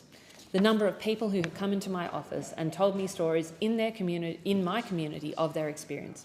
People where you would look at them and you would never know what they have been through and what their families have been through. We all know people who have lived through this violence. We teach our kids to recognise the warning signs. We talk about prevention and early intervention, yet still the violence continues. If we are serious about ending this crisis, we must empower the institutions responsible for addressing it. This cannot be solved with silos or through slow, fragmented reform or yet another Royal Commission. It requires urgency, coordination and accountability. The evidence is in front of us. The recommendations are on the table. What is needed now is the action, the implementation that matches the scale of the crisis and the courage to deliver it. I thank the member for Wentworth and I call the Deputy Leader of the House and the Minister for Health. Thank you, Deputy Speaker. Well, today I rise to acknowledge and to celebrate an extraordinary resident of Adelaide's western suburbs, Catherine Bennell-Pegg, whose achievements continue to inspire Australians right across the country. Catherine was born in Sydney in 1984 and from a very young age she had an ambitious dream to become an astronaut. While many childhood dreams fade, Catherine's only grew stronger. With the encouragement of her parents, she committed herself to learning, excelling at school and pursuing interests including aerobatic flying and amateur astronomy. Catherine went on to the University of Sydney, completing honours in aeronautical and space engineering and a Bachelor of Advanced Science in Physics. She also served in the Army Reserve, showing strong leadership and discipline well beyond her years then. Her service was recognised with the Sword of Honour and the Field Marshal Sir Thomas Blamey Memorial Award for topping her officer class at the Royal Military College. In 2007, Catherine completed her degrees and was awarded the prestigious Erasmus Mundus Scholarship. This opportunity took her across Europe as part of the joint European Master in Space, Science and Technology program. By 2010, she had completed 2 master's degrees in space science and space engineering. From 2014 to 2019, Catherine lived and worked in Europe, building an impressive career at Airbus. During this time, she married her husband, Campbell Pegg, and together they welcomed 2 daughters. In 2019, Catherine and her family returned to Australia to join the newly established Australian Space Agency in Adelaide. She served as Assistant Manager of the Chief Technology Office before becoming Director of Space Technology. In 2023, she began astronaut training at the European Space Agency in Germany, and in April 2024 became the first person to qualify as an astronaut under the Australian flag. Catherine has been directly involved in NASA's Artemis program, which will return humans to the moon for the first time in more than 50 years. Catherine and her husband Campbell worked on the Orion spacecraft, the vehicle central to these missions. Australians are watching with pride and anticipation as she prepares to go further into space than any Australian before her. In recognition of her remarkable journey and her contributions, Catherine was named Australian of the Year for 2026, the third South Australian in just 7 years to win that prestigious award. And as her local MP, I'm so proud to recognise Catherine Bennell-Pegg as a constituent who embodies determination and excellence. Her achievements show that Australians from our local communities can reach national recognition and even reach for the stars. I thank the Minister, and I call a member for Fisher. Madam Deputy Speaker, Australia Day is one of my favourite days on the calendar. This year I spent the day in two very special places, Mullaney and Kawana, welcoming new Australians at citizenship ceremonies. In Mullaney, 24 people proudly became Australian citizens. In Kawana, another 67 did the same. Across the nation, almost 19,000 people chose to call Australia home this year. Standing alongside people as they take the pledge of citizenship is one of the best parts of this job. It is a powerful reminder of the values that bind us together. Respect, opportunity, contribution and a shared belief in Australia's future. Our newest Australians strengthen our community and Fisher is better for having them. Australia Day is also a time to recognise service, and this year the Fisher electorate was exceptionally well represented in the Australia Day 2026 honours list.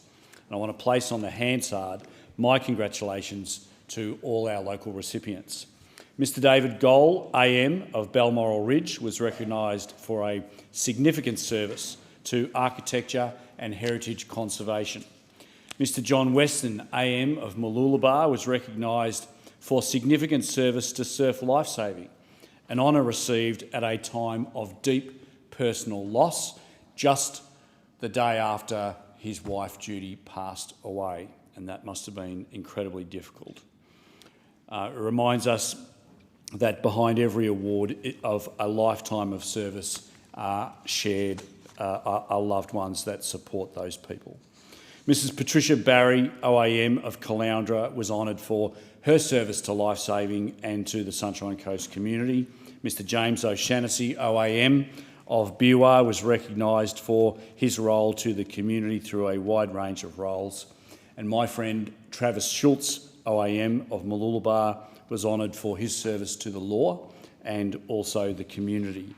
Mr Kevin Stroud, OAM of Curramundi, was recognised for his outstanding service to the Caloundra community. And Mrs Margaret Taylor, OAM of Mullaney, was honoured for her service to the music and the community. I also acknowledge Group Captain Philip Godfrey, CSC of Badina, who received the Conspicuous Service Cross for outstanding achievement in senior officer management at the Royal Australian Air Force. These honours reflect the very best of Fisher: quiet dedication, service and leadership that make our community stronger.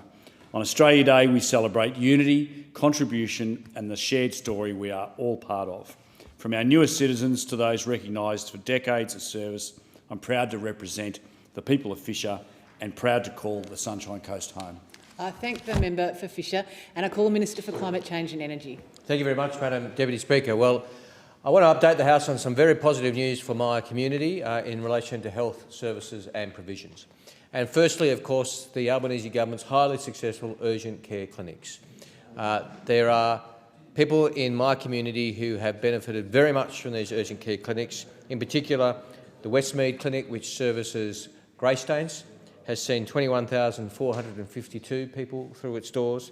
The Rudy Hill Clinic, which services the parts of my electorate in the Blacktown City Council area, has serviced 20,085 patients. And the Fairfield Urgent Care Clinic, which is in my electorate, has so far serviced 10,936 Fairfield locals who are in need of care which was urgent, not an emergency. This has been a remarkable addition to our local service provision, and I'm very proud of it. I want to thank the Health Minister, who was here with us just a moment ago, for these really big improvements to service in my community, which was so needed. Of course, urgent care clinic isn't for everyone all the time, and I'm very pleased we've expanded the Medicare bulk billing clinics as well through our bulk billing incentive. We've seen a further 8 clinics become 100% bulk billing, which has taken our number to over 70 clinics that provide bulk billing only, which gives us the 6th highest rate of bulk billing in Australia. Again, that's very well needed, very much needed in my community, and I very much welcome, and again, that's good policy improving lives in my community. And in relation to cheaper medicines, I'm pleased to report that McMahon locals have served since our cheaper medicine policy came in, have received $17.5 million in benefit from cheaper medicines since that policy came in. Again, money that's better in their pockets than anyone else's, and that is a very good thing. 2 other developments, Madam Deputy Speaker. Last Friday was a busy day. I was very pleased to attend the Blacktown Mental Health Clinic and visit it with the Assistant Minister for Health, and the Premier came along to check it out as well, which I very much welcome, together with the State Minister for Mental Health.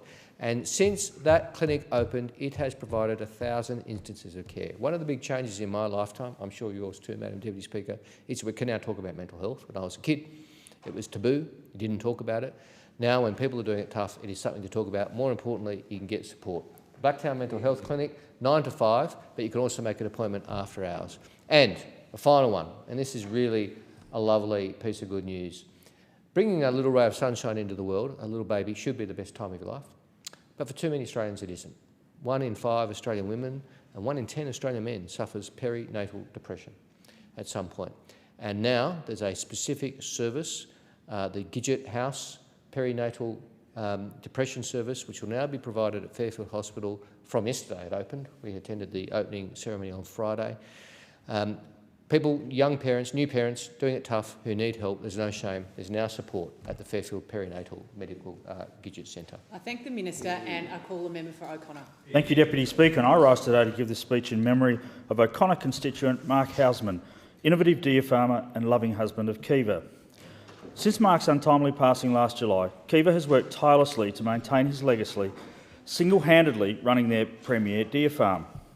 I visited the farm when Mark was still alive and was guided through their novel agricultural enterprise, selectively breeding deer with antler and velvet characteristics specific to the traditional Chinese medicine market.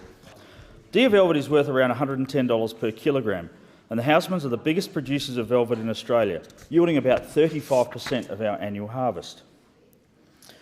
Unfortunately, in May 2023, China ceased importation of frozen deer velvet from both New Zealand and Australia.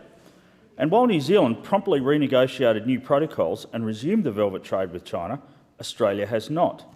In my communications with the Department of Agriculture, Fisheries and Forestry, it appears any progress in their negotiations with the General Administration of Customs of China has been painfully slow.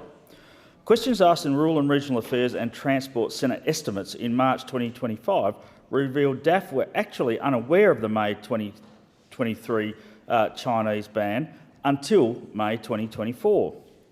But they had been working on an interim solution to secure export of 2024 deer velvet harvest. Meanwhile, Australia's velvet producers were holding that harvest literally on ice at minus 22 degrees Celsius in expensive freezer facilities. I subsequently made several representations to the Minister for Agriculture. In August 2025, Minister Collins provided a glimmer of hope for producers like Kiva Hausman when she stated, "I'm hopeful the trade may resume in time for the upcoming harvest later this year, and the department will continue to prioritise the resumption of this trade." Well, the 2025 harvest is now complete and producers are now stuck with 2 years of perishable product, which has devalued by up to 45%, whilst unproductive negotiations continue. For my constituent Kiva Hausman, her future is also stalled. She has an unsellable asset and a business with no turnover. She imports skilled labour from New Zealand to harvest a product with no market. And she has had no income for the past 2 years. As summer progresses, Kiva has 1,000 hungry deer to feed, many with fawns at foot, and any prospect of turning stock off is limited by local processing capacity of only 8 animals per week. With all these delays, Kiva is looking down the barrel, literally, of having to shoot her herd if this trade does not recommence. I close by commending Kiva on her determination to continue Mark's legacy as Australia's premier producer of quality deer velvet. And I call on Minister Collins and the department to redouble their efforts to restore the trade in Australian frozen deer velvet with China. Our reputation as a reliable exporter of fit-for-purpose deer velvet is at stake. Thank the member for O'Connor, and I call the member for Moreton. Thank you, Deputy Speaker. Deputy Speaker, Runcorn State High School is having a very special anniversary this year. The school was founded in 1986, a very good vintage, if I do say so myself, and like me, they will celebrate their 40th birthday in 2026. They're led ably by the principal, Darren McGregor, and PNC President representing the parents, Zorica Stankov. It's a very multicultural school. They do wonderful work, and I have the great pleasure of attending their leadership induction on the 30th of January this year, where their new school captains were inducted. So to Karima Musa, who actually won the Moreton Emerging Women Leaders Award just last year, and to Nick Ilinchik, who's also Zorica's son. So we have a very proud PNC president.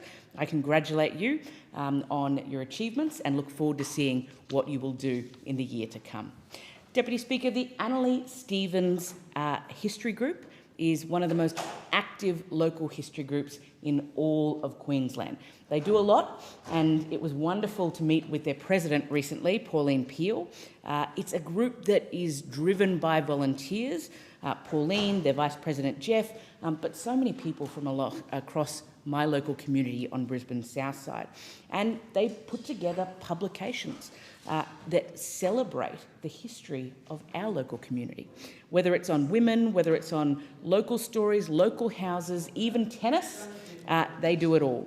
They hold events such as the History Alive quiz, exhibitions, talks, and their current project that they are working on is a history of sport and recreation. They're having their open day on the 18th of April, and they do such a marvellous job at everything they do. Deputy Speaker, I wanted to talk about the Oxley Creek Catchment Association, affectionately known as OCCA in my part of the world. On the 2nd of February, we celebrated World Wetlands Day. And in the lead up to that day, I got to visit the Archerfield wetlands, which are such crucial areas for biodiversity. I joined my friends from OCCA at those wetlands, Dave Kent and Lynn Whitfield and Ralph head up that organisation, and we've recently provided federal funding for the Habitat Transformation Project. And that project is an important one. Work is underway to create a thriving wetland for native plants and animals by revegetating an area containing old wastewater runoff ponds associated with a former bacon factory. Deputy Speaker, it supports threatened species such as the powerful owl and the glossy black cockatoo, and a big thank you to OCCA for what they do, not just on World Wetlands Day, but on every day. I thank the member for Moreton, and I call the member for Goldstein. Thank you, Deputy Speaker. And Deputy Speaker, the Goldstein Medal acknowledges the incredible efforts of so many young residents in the Goldstein community who embody the values of their school, stand up and take responsibility, and most importantly, show leadership at a young age. We established the medal in 2016 to acknowledge young Australians in our community who stand up and take responsibility for themselves and others, but more importantly, it's a pathway to recognise them and encourage them to keep going. Of course, the Goldstein Medal is named after the electorate's namesake, Vida Goldstein, who was a suffragist who stood up for the right of women to vote, to buy property and to enter marriages on the same terms as men. And last year we had an incredible array of local students who got the Goldstein Medal. Abby Larson of Bowie North Primary, Zoe Bond of Morris Primary, Ruth Sharma of Bentley West, Ali Howard from Blackrock Primary, Rose Muirhead of Brighton Beach Primary, Anastasia Silkaris of Caulfield Primary, Gabriella Pedikas from Caulfield South Primary, Julian Tyler of Caulfield South Primary, Frank Borska of Gardenvale Primary, Isla Fox of Hampton Primary, Joanna Zetto of McKinnon Primary, Chloe Lightfoot of Moorabbin Primary, Lachlan Wharf at Ormond Primary, Miller Bade of Sacred Heart Parish School, Scarlett Williams of Sandy East Primary, Darcy Tolmer of Sandringham Primary, Jack Askew of Southmore Primary School, Leona Cunningham of St Catherine's Moorabbin, Skye Pullman of St James Catholic Primary School, Freya Bradley of St Leonard's College Primary, James Lockhart of Stella Maris Catholic Primary School, Zoe Eccles of Tucker Road Primary, Bentley, Lily Gorvet Page of Beaumaris Secondary, Isabella Kyril Bell of Brighton Secondary, Mary Lazar of Furbank Grammar School, Melisha Darmasasa of McKinnon Secondary, Serena Azad of Our Lady of Sacred Heart College, Holly Turner of Sandringham College, Patrick Wilson of St Leonard's College. In the secondary category, Kira Kinsella of Star of the Sea College, Richard Gomez of Haileybury College, Bella Yap of Haileybury College, Mona Backham of Kilvington Grammar, Henry Duncan of Kilvington Grammar, and Christine Varanis of Cheltenham Secondary College. We got through them all, Deputy Speaker, and they're all of diverse backgrounds. They've all made an incredible contribution to our community, and more than anything else, they have embodied the values and the ideals that sit behind the Goldstein Medal, that no matter your age, you can show responsibility, you can show leadership to inspire others to be able to do good in this world. And I want to say to all the recipients, congratulations on what you have done, congratulations on what you are doing and what is yet to be done. Thank the member for Goldstein, and I call the member for Bendigo. Thank you, Deputy Speaker. Well, it's been over 1 month since Labor's cheaper medicines became even cheaper, with us capping the most you'll pay for medicines on the PBS at $25. Millions of Australians are now paying less for medication that they rely upon every day, including in my electorate of Bendigo.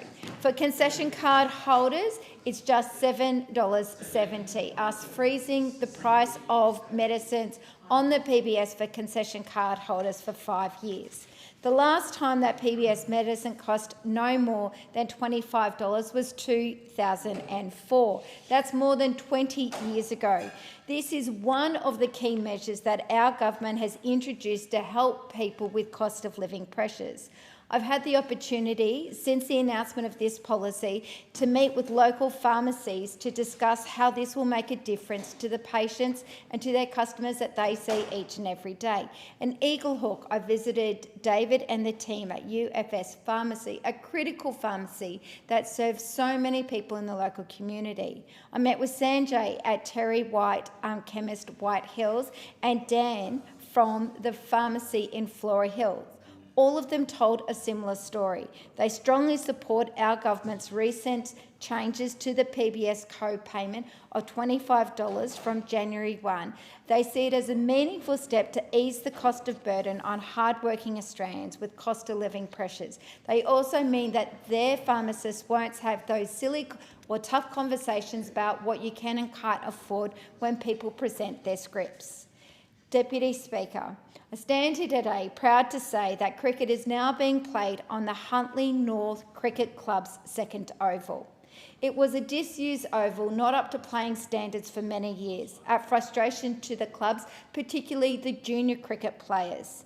It had basically been relegated to a car park. But after a commitment that I made in 2022, just under $500,000 and the work of the local government, that ground is now up to playing standards. It was wonderful to see the father-son team playing at their home ground and not being allocated to another ground somewhere else in Greater Bendigo. Women and juniors are also playing on the oval. The oval will be ready also too for the football season that is coming up soon.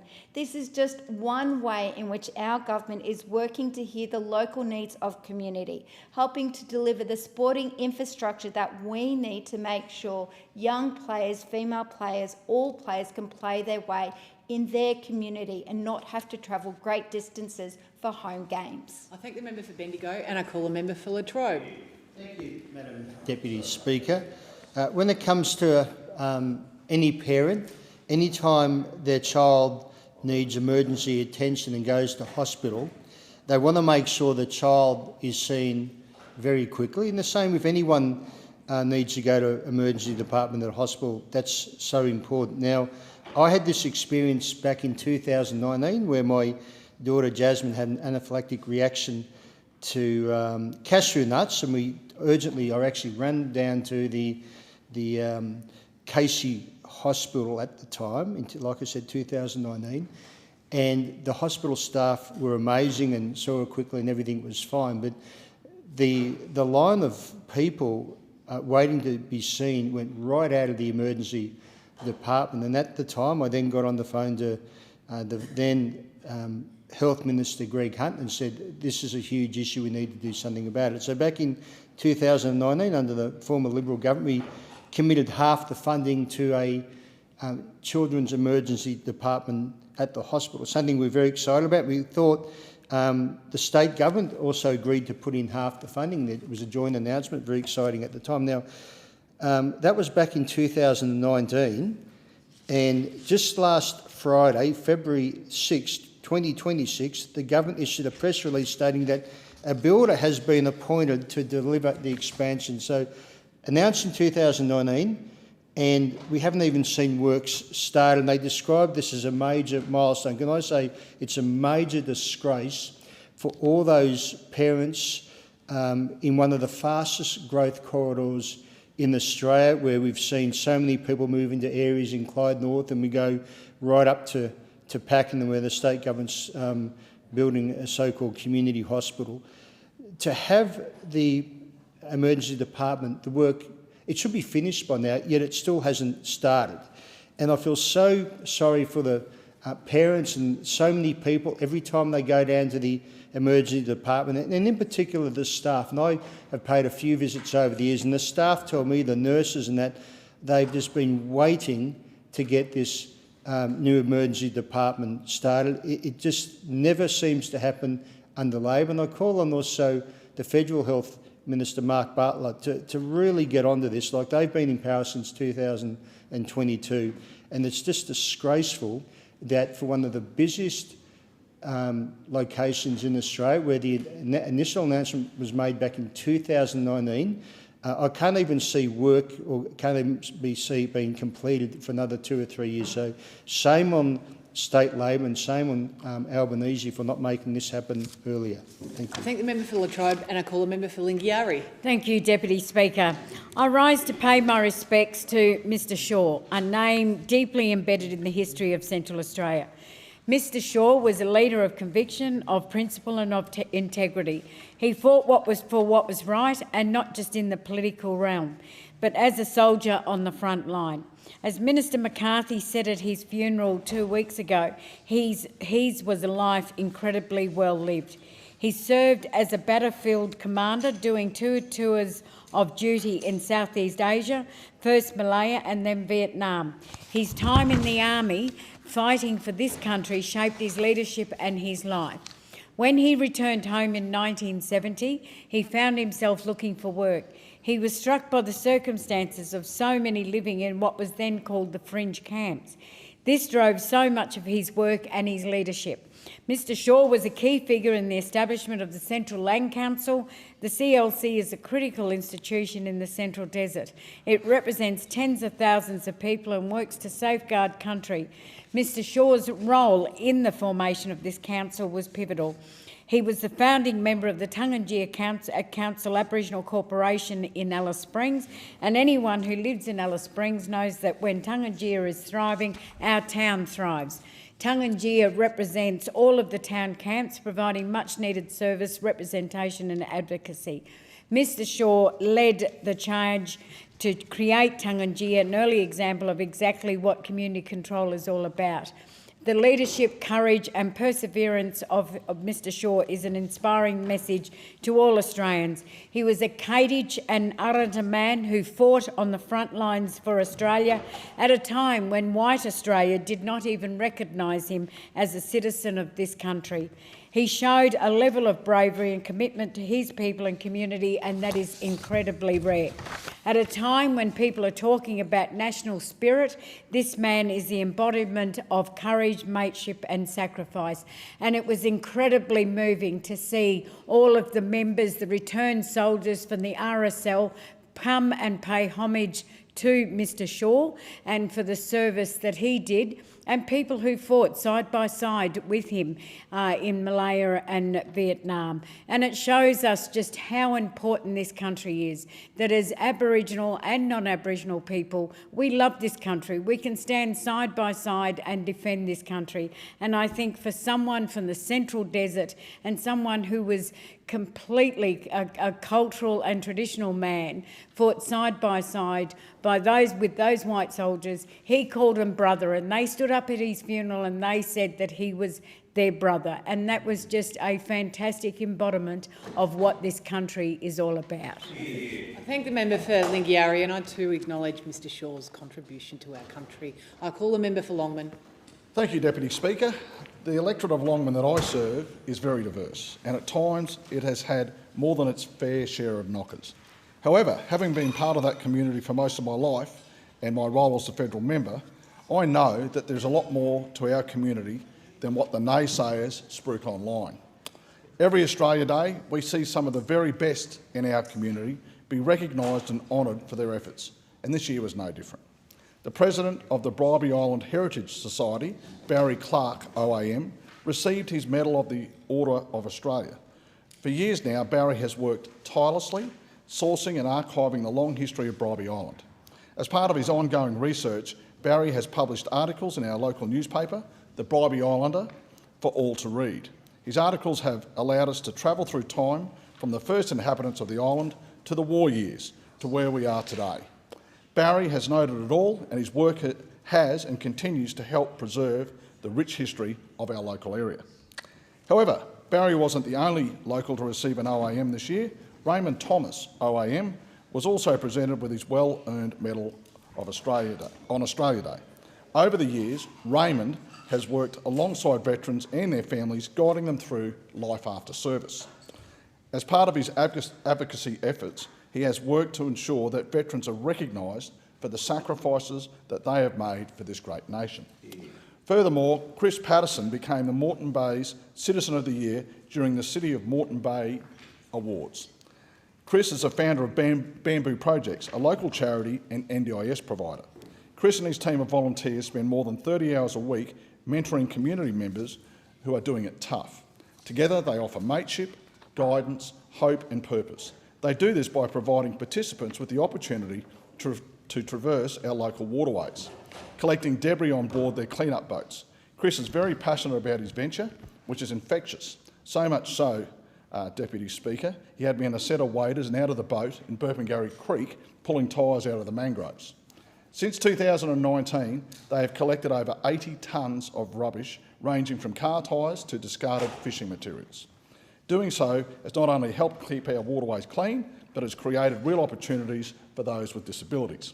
Chris and the team at Bamboo Projects have helped participants to leave their mark and be part of something life-changing, something that improves the life of everyone and everything that calls our local waterways home. I just don't want to thank Barry, Raymond and Chris. I want to thank everyone who takes the time out of their day to make the Longman community better. Every day, thousands of people volunteer their time. It is these efforts that make us all proud to live in the suburbs and towns that make up the Longman electorate. It is these efforts that represent the very best of Australia. Thank you, and I call the Assistant Minister for Defence. Thank you, Deputy Speaker. Our government, the Albanese government, promised a Medicare urgent care clinic for Coburg in my electorate at the election, and now we are delivering on our promise, Deputy Speaker. In the coming weeks, the Coburg Medicare urgent care clinic on 444 Sydney Road is going to open. It's going to be open 7 days a week. It's going to be extended hours on the weekend, and all you need is your Medicare card, not your credit card. So if the member of Wagga injures himself playing footy and he's in Melbourne at the time, he can come and get some non-life-threatening urgent medical care. He'll be welcome. He'll be welcome. This is going to help, but more importantly, it's going to help our locals. It's going to help the constituents that I represent in my electorate get the care that they need closer to home. And it's going to take a lot of pressure off the local hospital emergency departments. In comparison, Deputy Speaker, I want to say that the opposition, when they were last in government, tried to end bulk billing with a GP tax. They froze Medicare rebates for 6 years and they stripped billions out of Medicare. Only Labor strengthens Medicare, and only Labor delivers in my electorate of Wills and across Australia. Deputy Speaker, this might be controversial, but there is no better electorate in the country than Wills, my electorate, when it comes to specifically the arts. Why do I say that? Well, the arts facilities in my electorate, including Ballinballum Place, which our government contributed $1 million towards its construction, there are 8,000 people in my electorate employed in the cultural and creative occupations. So Wills is the place to live, to visit, if you love the arts. That's why I'm so pleased to see Creative Australia award 23 grants to artists in my community of Wills in their latest funding round. This includes funding for Triple R, a not-for-profit community radio station, one of the best local radio stations. I've been on there, and funding to musicians like Stella Donnelly and Mindy Meng Wang. It also includes funding for local theatre companies, local visual artists, local writers, and funding to help Australian artists in my electorate take their works to the international stage. There's one thing that artists across Wills and across Australia know, it's that it's only the Labor government that actually cares about supporting Australian artists. I encourage our colleagues to visit Wills and enjoy some of the arts on offer. Deputy Speaker, over the weekend I was pleased to attend two fantastic events representing the multicultural fabric of my electorate. I visited the Masjid Ar-Rahman Mosque Open Day in Fawkner, part of the Islamic Council Victoria's initiative of 30 mosques being open across the state, a great initiative to build social cohesion, break down some barriers and engage in conversation with local community members. The Masjid Ar-Rahman in Fawkner in my electorate is a very important place. It does have over 2,000 families living in and around Fawkner. I want to thank Dr Mahabar Mollah and Masjid Ar-Rahman for your service to the community and for welcoming me on the day. Thank you, and I call the member for Nichols. Thank you, Deputy Speaker. It's a very exciting and rewarding time in my electorate of Nichols, in the Goulburn Valley, in the food bowl of Australia, the food bowl of Southeast Asia, because it's harvest time. Now, the harvest sort of kicks off in this December period with the cherries and then the apricots. As we get into January, we move into the peaches, both the canning varieties and the fresh varieties of peach. At the moment, we're right in the middle of the pear harvest, and I would like to just put on the record, for those who don't know, that the Goulburn Valley grows over 90% of Australia's pears. Soon, in March, we'll move into the apples, the Fujis, the Pink Ladies, the Royal Galas. Now, people from the Goulburn Valley are very, very proud of the fruit that they grow. A lot of it goes to the fresh market. Some of it still goes to that iconic company called SPC, which has been processing fruit for over 100 years and sending it all around the world so that people can experience the delights of sun-kissed Australian fruit in cans, in snack packs, right around the world. Deputy Speaker, the thing that the fruit of the Goulburn Valley needs to grow, there's two main things. One is the climate, the beautiful sunlight that we get, but the other thing is water. Now, we don't get the rainfall to be able to grow that fruit where it is. The ingenious pioneers of the Goulburn Murray irrigation system put together a scheme whereby we can put water all around the fertile plains of the Goulburn Valley to provide water for the fruit farms and the dairy farms. At the moment, we have a reduced allocation, and that means because there's a bit less water in the catchments, Hume and Eildon, the farmers don't have access to 100% of their water right. Now, what they need to do, therefore, is go and buy temporary water from other farmers who might sell it to them. It's a good system. The problem is, when that pool of water, what we can call the consumptive pool, gets reduced because irresponsible governments come in and buy it and put it in environmental accounts that don't get used, there is less water in the pool and the price goes up. Now, right now, in the middle of a heat wave, those orchardists are paying over $450 a megalitre per year for that water. That input cost has gone up, it's making it very difficult to run those businesses, and it's just another example that the Albanese government doesn't get agriculture and doesn't get business. Thank you, Deputy Speaker. Thank you. And I call the member for Griffith. Thank you, Deputy Speaker. In Griffith, Medicare matters most for the times that you can't plan for. A sudden fever after dinner, a pain that worsens on the drive home, a kid who hurts themselves on a Saturday afternoon sporting game. That's why our Medicare urgent care clinics matter so much in our community. We're really lucky in Griffith. We have had the South Brisbane Medicare Urgent Care Clinic now for quite a while on Cornwall Street, and we've recently got the new opened Carina Medicare Urgent Care Clinic, where people can walk in, be seen quickly, and most importantly, be bulk billed. And in the coming weeks, the new Cooperoo Medicare Urgent Care Clinic will be open, adding more capacity and making it even easier for locals to get urgent care close to home, especially after hours, moving our area closer to the national target of 4 out of 5 Australians living within 20 minutes of a Medicare urgent care clinic. Just last week, I received an email from a constituent, Peter, whose partner Claire developed worrying symptoms over the course of a day. By that evening, her symptoms became quite severe. They tried to find a GP appointment for that night, but they could not do so. So they went to our South Brisbane Medicare Urgent Care Clinic, and they got there at about 8:30 p.m. Peter told me, "I'm so glad we did." He described staff who kept checking in, who were kind, attentive and focused on helping people. He said the triage nurse provided immediate comfort and symptom relief. And he spoke warmly about the doctor they saw, describing him as thorough, curious and caring, already organising the right tests and thinking ahead about what follow-up might be needed. I also heard from another constituent, Ben, who summed up his experience with a Medicare urgent care clinic simply: "I've just left there and they were absolutely incredible. Thank you so much for making it happen." That feedback reflects what we are hearing across our community. These clinics are working because they are built around how people actually live, and we can see it in the results reported by the Brisbane South PHN. This year, they have already delivered 39,597 episodes of urgent care, up from just over 19,000 last year, and 100% of discharge summaries shared with a person's usual GP, up from 74%, and 94% patient satisfaction, up from 83%.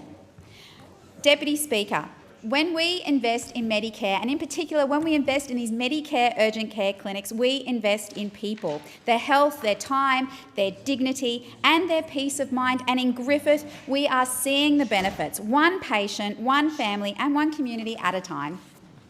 Thank you. In accordance with Standing Order 193, the time for members' constituency statements has concluded, and I call the clerk. Government business. Next order of the day, Law and Justice Legislation Amendment, New South Wales Local Court Bill 2026, resumption of debate on the second reading. The question is that this bill be now read a second time, and I call the member for Riverina. Of all the things that the New South Wales government has on its plate at the moment, you would think this would probably be the least imperative and important, but given the fact that amongst one of its so-called primary reforms was the abolition of the statutory office of Magistrate of the Local Court and the establishment of a new statutory office called Judge of the Local Court, then we find ourselves having to update all our statutes and books and paperwork involved in this. Now, of course, the Coalition supports this bill, but I do want to make a few pertinent remarks in relation to the Law and Justice Legislation Amendment, New South Wales Local Court Bill of 2026, and other related matters pertaining to our legal system.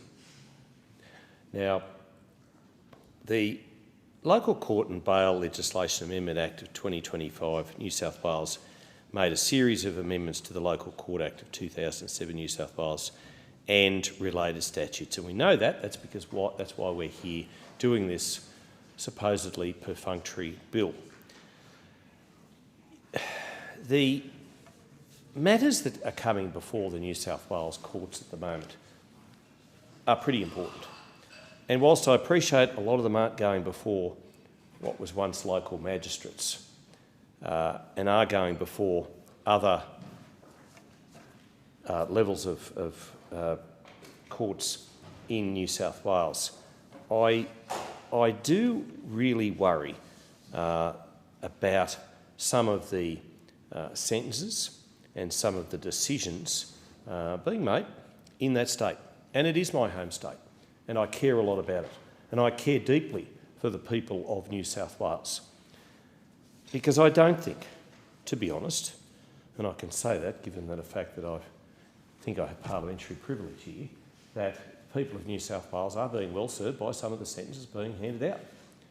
And when you've got Justice Belinda Rigg making a decision against the New South Wales Premier Chris Minns, who is doing a good job, and Police Commissioner Mal Lanyon, who is doing an excellent job, when they go and apply to the courts to have protests stopped, and Justice Rigg then decides to overrule them and allow protests to go ahead, and we see what we saw on the Sydney Harbour Bridge on the 3rd of August, I do question as to why then the New South Wales Government seems to see a priority in changing the titles of people running their courts.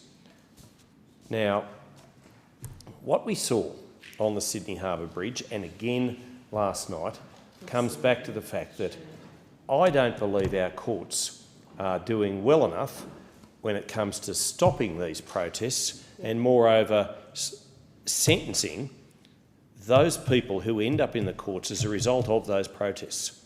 We have a right in this state to demonstrate, and any state. In Australia, there is that God-given right. We live in a democracy, and may we long uphold that. And as Voltaire once said, I mightn't agree with what somebody says, but I very much fervently believe in their right to say it. But people don't. With free speech comes responsibility.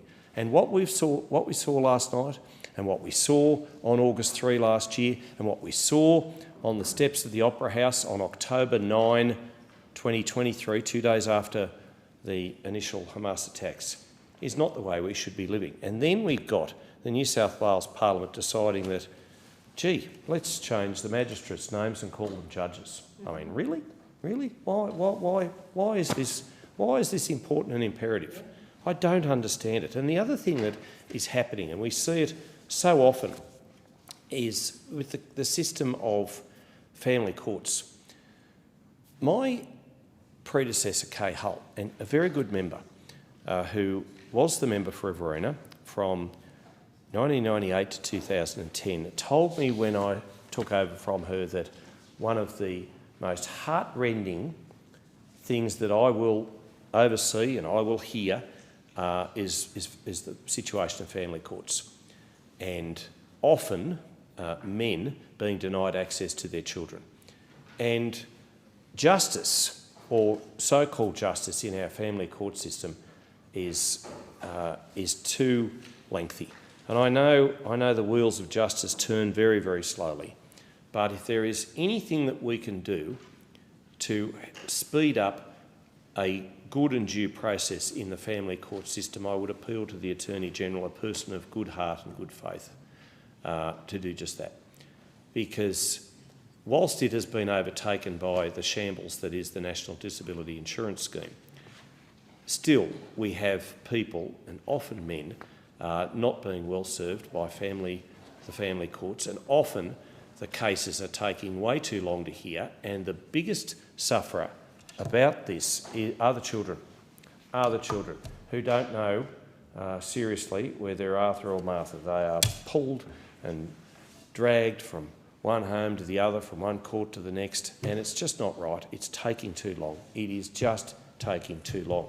And why I say Kay Hull as well in this context is that she presided over a parliamentary committee hearing where they released a report called Every Picture Tells a Story. And it was groundbreaking in the recommendations that it made to improve the family court system. But unfortunately, in New South Wales, and no doubt probably elsewhere,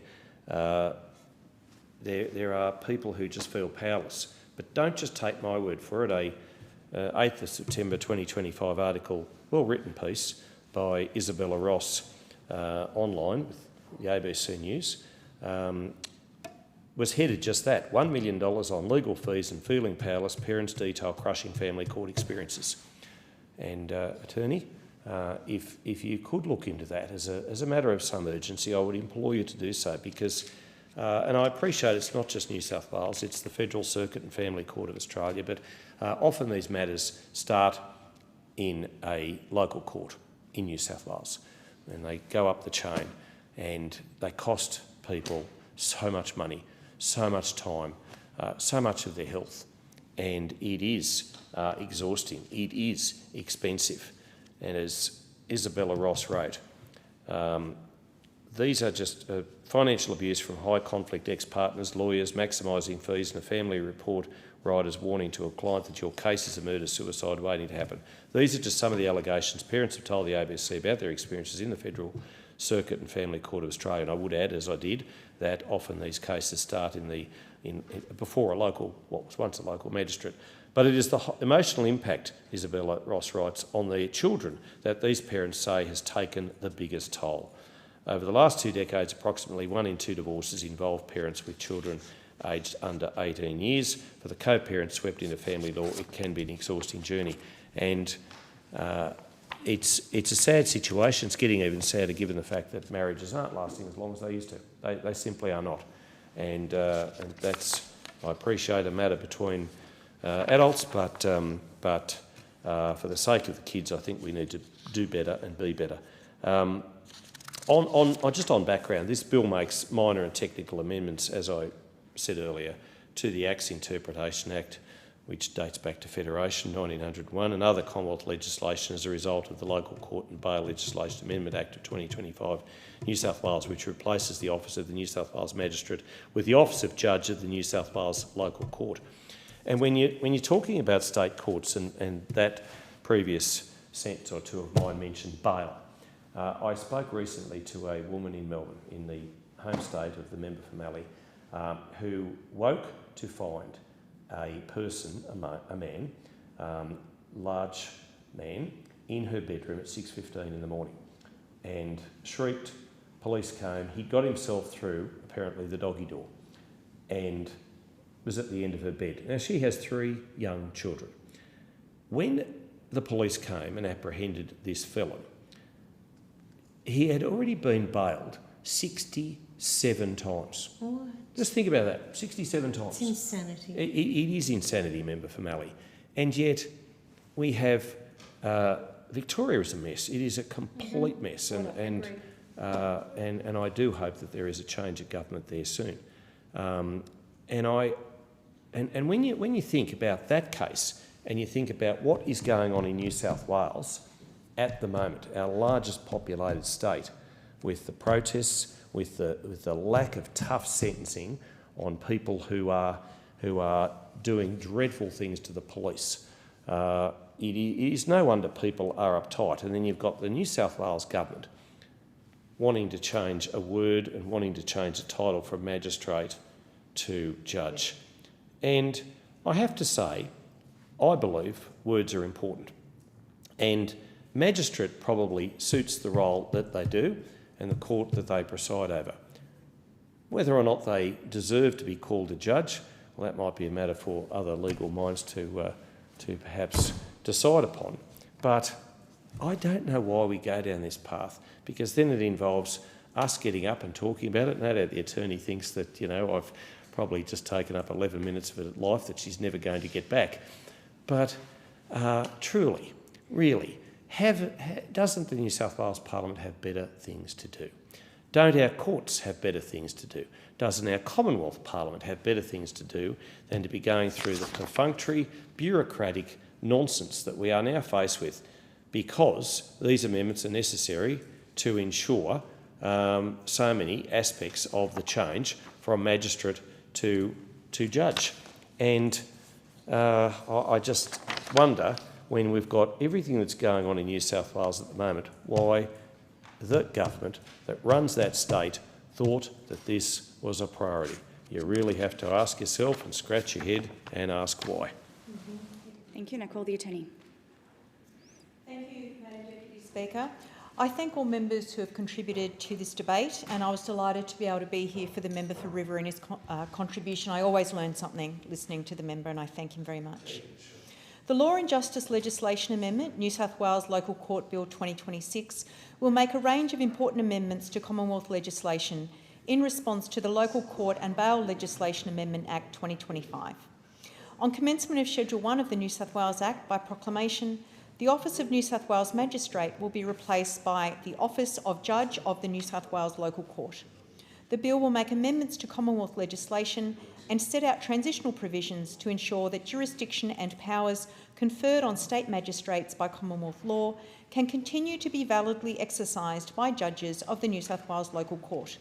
Conversely, the amendments will also ensure that judges of the New South Wales Local Court will not be able to exercise federal jurisdiction and powers beyond the intended scope of their office.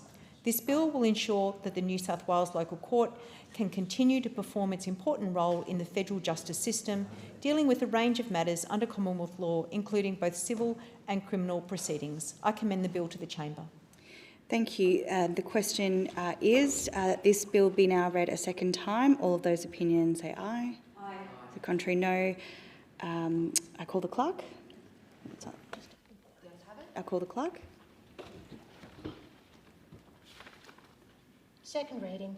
A bill for an act to deal with consequential and transitional matters arising from the enactment of the Local Court and Bail Legislation Amendment Act 2025 of New South Wales and for other purposes. If no member wishes to consider the bill in detail, I will put the report question immediately. And the question is that this bill be reported to the House without amendment. All of those opinions say aye. Aye. To the contrary, no. The ayes have it. And I call the clerk. Government business, next item. Further statements on Luch Jonczewski. Right. Are there any statements? I call the Minister for Northern Australia and Resources. Thank you, Acting Deputy Speaker. I would like to join with other members of this chamber to acknowledge and pay my respects to Lupko Janeski, or as we all knew him, Luch. Luch sadly passed away on New Year's Eve. I hope it is comforting to his wife Mary and his children Joshua, Jessica and Rebecca to know that he was loved by all of us in this place. Members of Parliament, past and present, have benefited over the years from Luch's tireless dedication and enthusiasm to his role as a parliamentary attendant. He was a calm, a reassuring and gracious presence in the House of Representatives, from the morning prayers to question time to the adjournment debate in the evening, whenever that was, sometimes very late. Luch helped keep Parliament running for over 40 years. After working down at the old Parliament House, he helped bring new Parliament House to life. I did not know this until recently, but he literally helped build this magnificent place. He worked as a labourer on the construction of this iconic building before becoming one of the most respected and diligent attendants of this Parliament. Luch was a constant. Indeed, he was the longest-serving employee in the Department of the House of Representatives. Governments and ministers, members and senators, where we all come and go, but Luch's warmth and kindness was a common thread that has helped unite this place for generations of the elected. I was elected nearly 10 years ago, on the 1st of July 2016, and when you are first elected, the experience of arriving at Parliament can be quite overwhelming. And before that, arriving at the Canberra airport, maybe not for the first time ever, but for the first time as an elected member of the House of Representatives is also a pretty different experience. So when I first arrived in 2016, Luch was the attendant at the airport in Canberra with a clipboard and a smile and a warm greeting. He made sure I got my car and my new colleagues all got our cars on our way to the Parliament. It was very reassuring and a great kindness.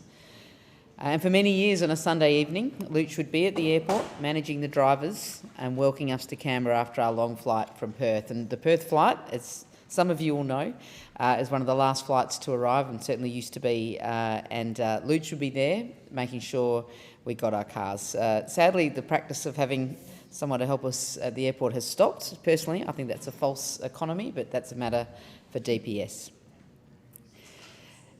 He helped all MPs in their speeches as well, and particularly for members' first speeches. And the other attendants, of course, also always helped us in this, making sure we had a lectern.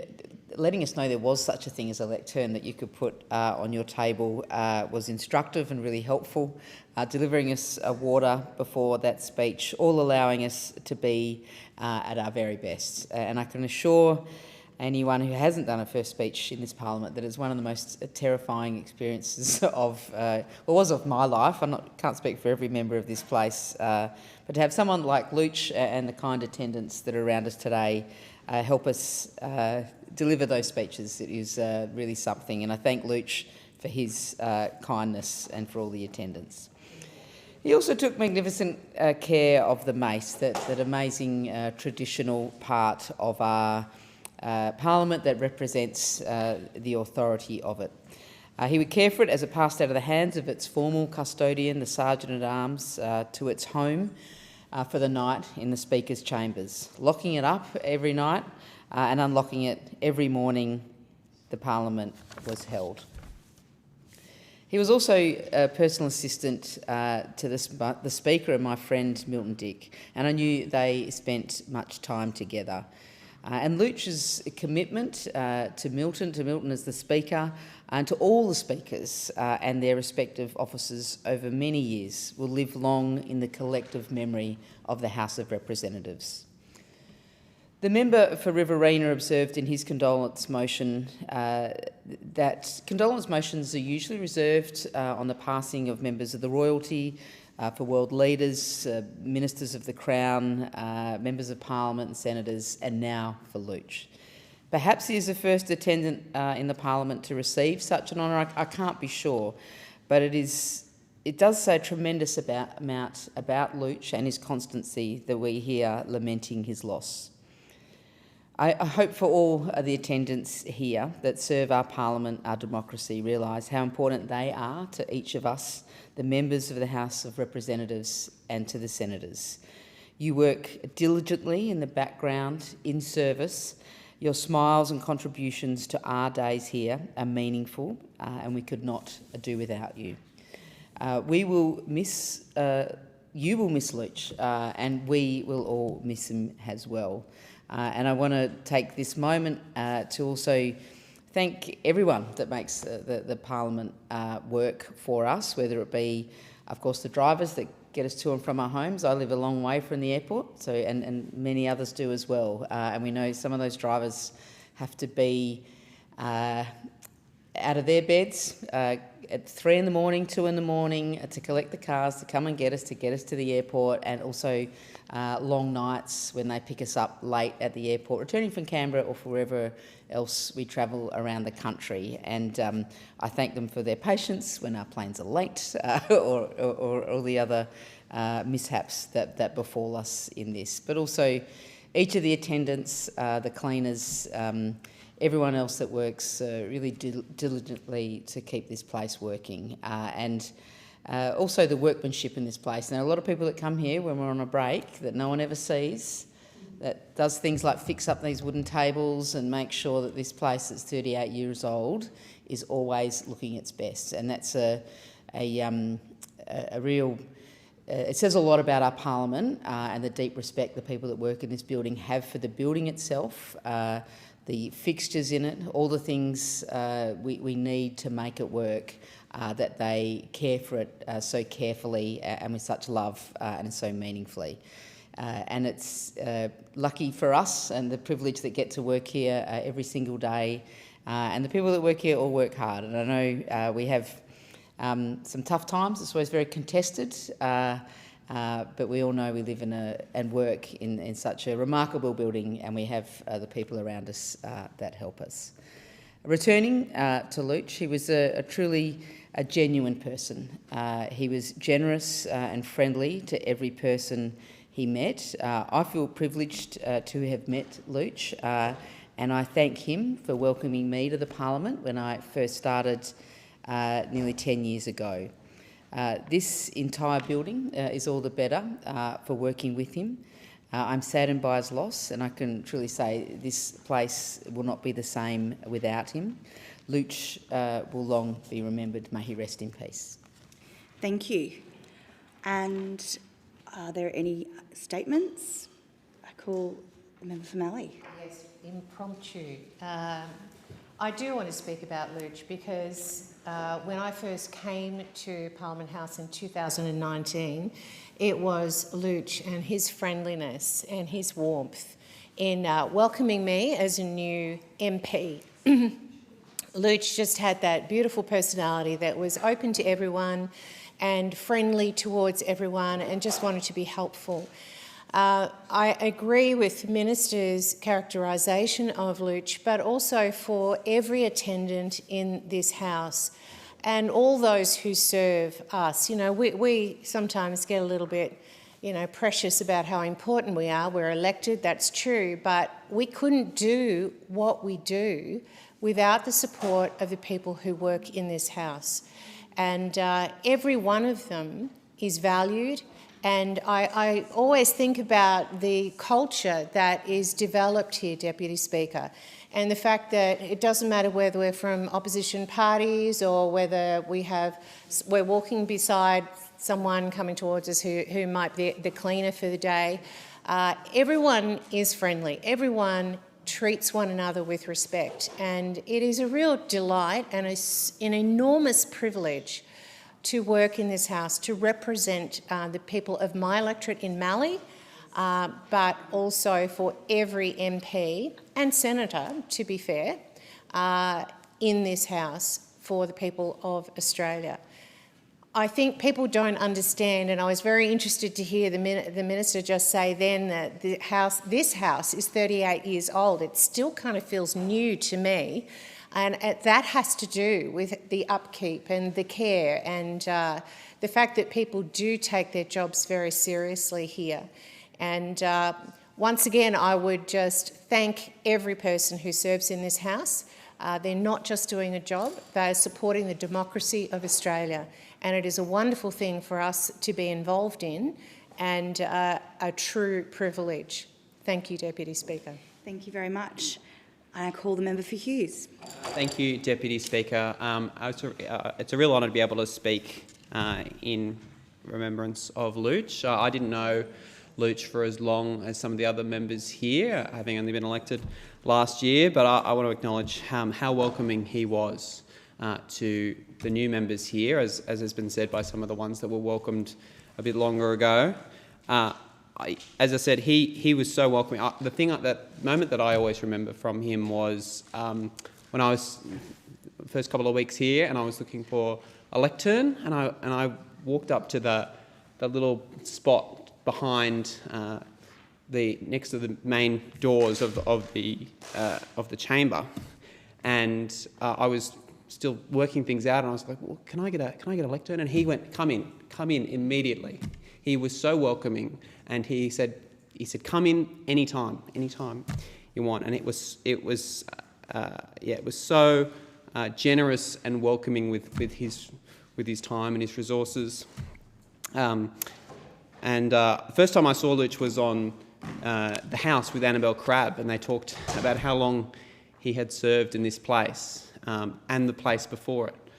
There's no members left serving in this place now who have served in the previous place, and it's so sad that we've lost that connection to that previous place and to the legacy that building has for this place. And Luch was always such a warm reminder of the familiarity of this place and of the legacy of this place. As has been said, we couldn't do this work as members of Parliament without those people supporting us, the attendants, the cleaners, all the people that make this place hum. We couldn't do it without them, and Luch represented the best of this place. He represented that warmth and that welcomingness that we want for this seat of Australian democracy. We want it to be a place where all Australians feel welcome. And Luch did that in the most humble and welcoming of ways. And he did it with a sense of humour as well. As the Prime Minister said, he used the same joke on me a couple of times. I drink a lot of water in the chamber, as the member for Tangney, my benchmate, will attest. And Luch did use the old on the house joke for me a couple of times, which was always very warm, and it's something that I'll miss very much. So I want to wish all the best for his family. They have our sincere condolences, and our thoughts are with them at this time. It's such a difficult time to be losing such an important part of not just our family, but their family even more dearly. So Vale to Luch, and long may his legacy in this place continue. Thank you. I call the member for Goldstein. Thank you, Deputy Speaker. And Deputy Speaker, I remember at the end of last year, as I left the building at the end of 2025, and on the way out I said goodbye to Luch. Now, you'll understand, like everybody else in this chamber, that when we said goodbye at the end of last year, we thought we were saying goodbye for a couple of months. I never thought that my passing reference and good wishes for the holiday season and Christmas would be a time where I would go on. It would be the last time that I would see him. I remember, as the previous speaker remarked, when I first was elected in 2016. And it was one of those experiences. You get brought into the House of Representatives, you get shown by the Speaker the parading of the chamber, the enormity of the flowing eucalypt walls are overpowering. And when I was talking to people, this fellow started chatting away to me, and I said politely, well, what's your job?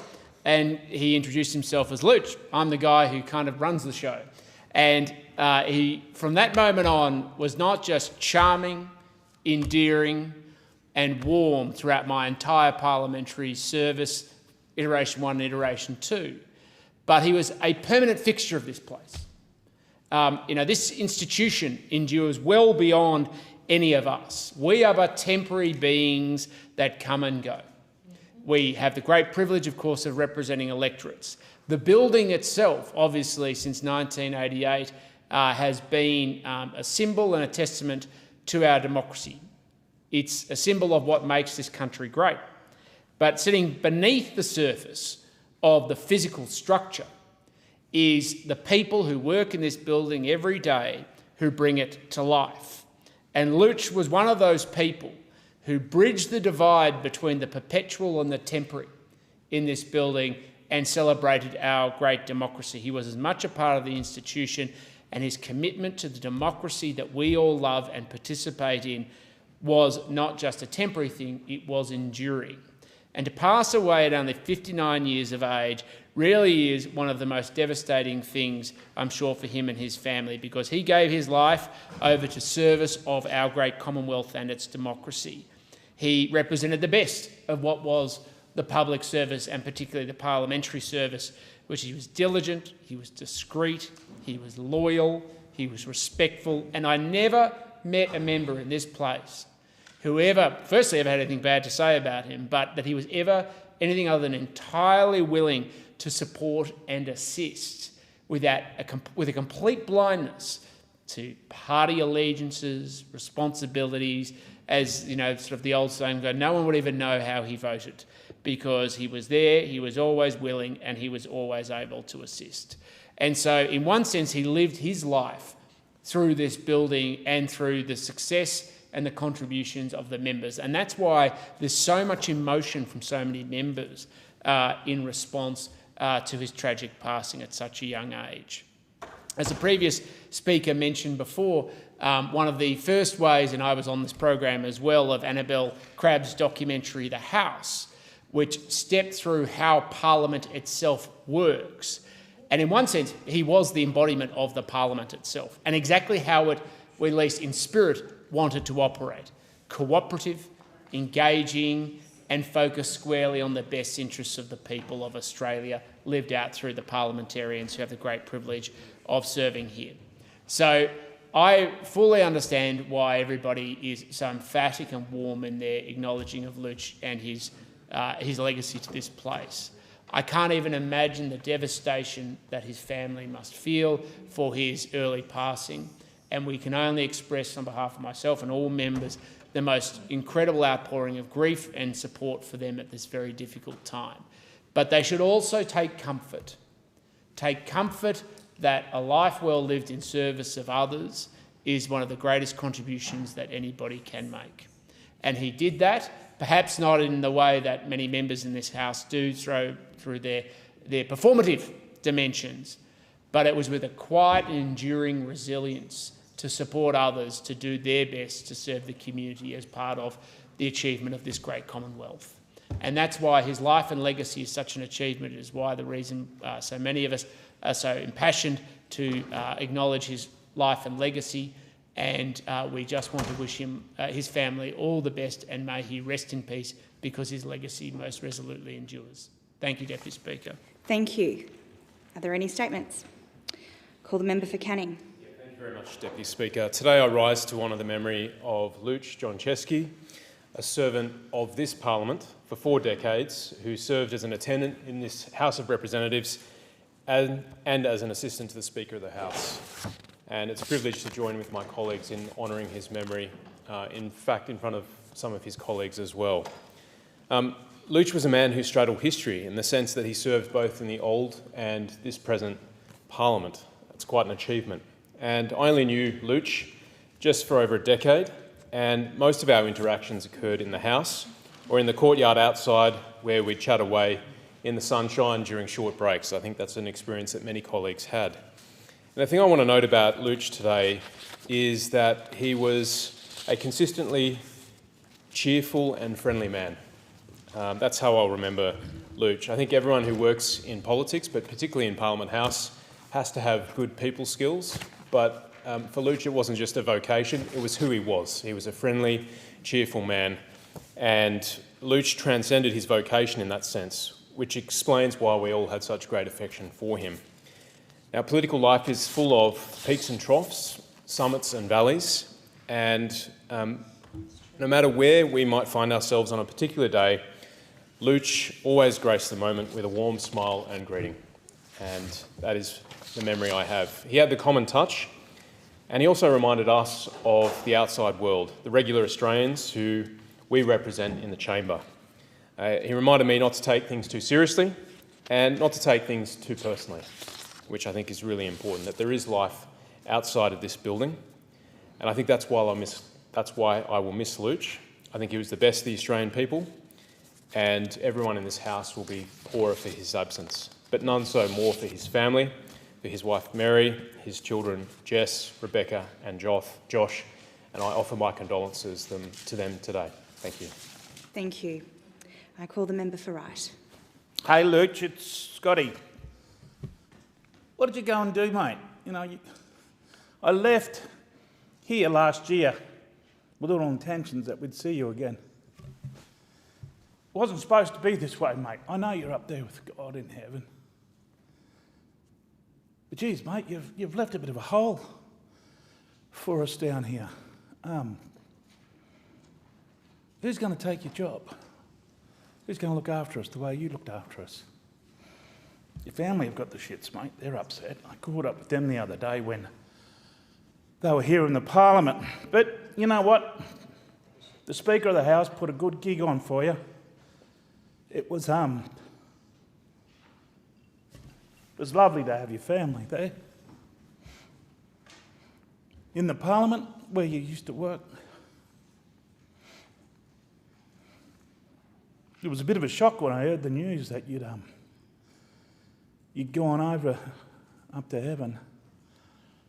It wasn't your time, but it would have been peaceful by all the accounts of it.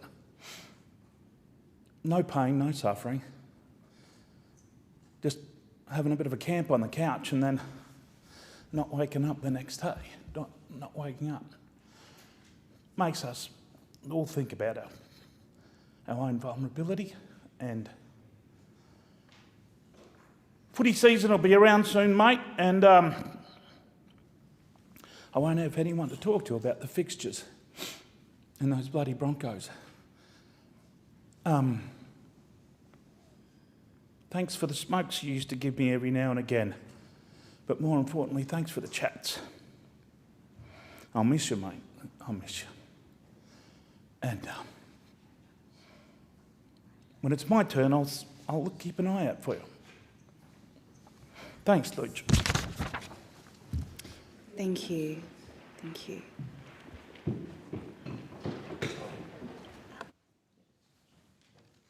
Any further statements? I move that the Federation Chamber do now adjourn. I'll second the motion. All those opinions? Sorry, can I vote? Thank you. The question is that the motion be agreed to. All of those opinions say aye. To the contrary, no. I think the ayes have it. The Federation stands adjourned until 9:30 a.m. on Wednesday, the 11th of February 2026.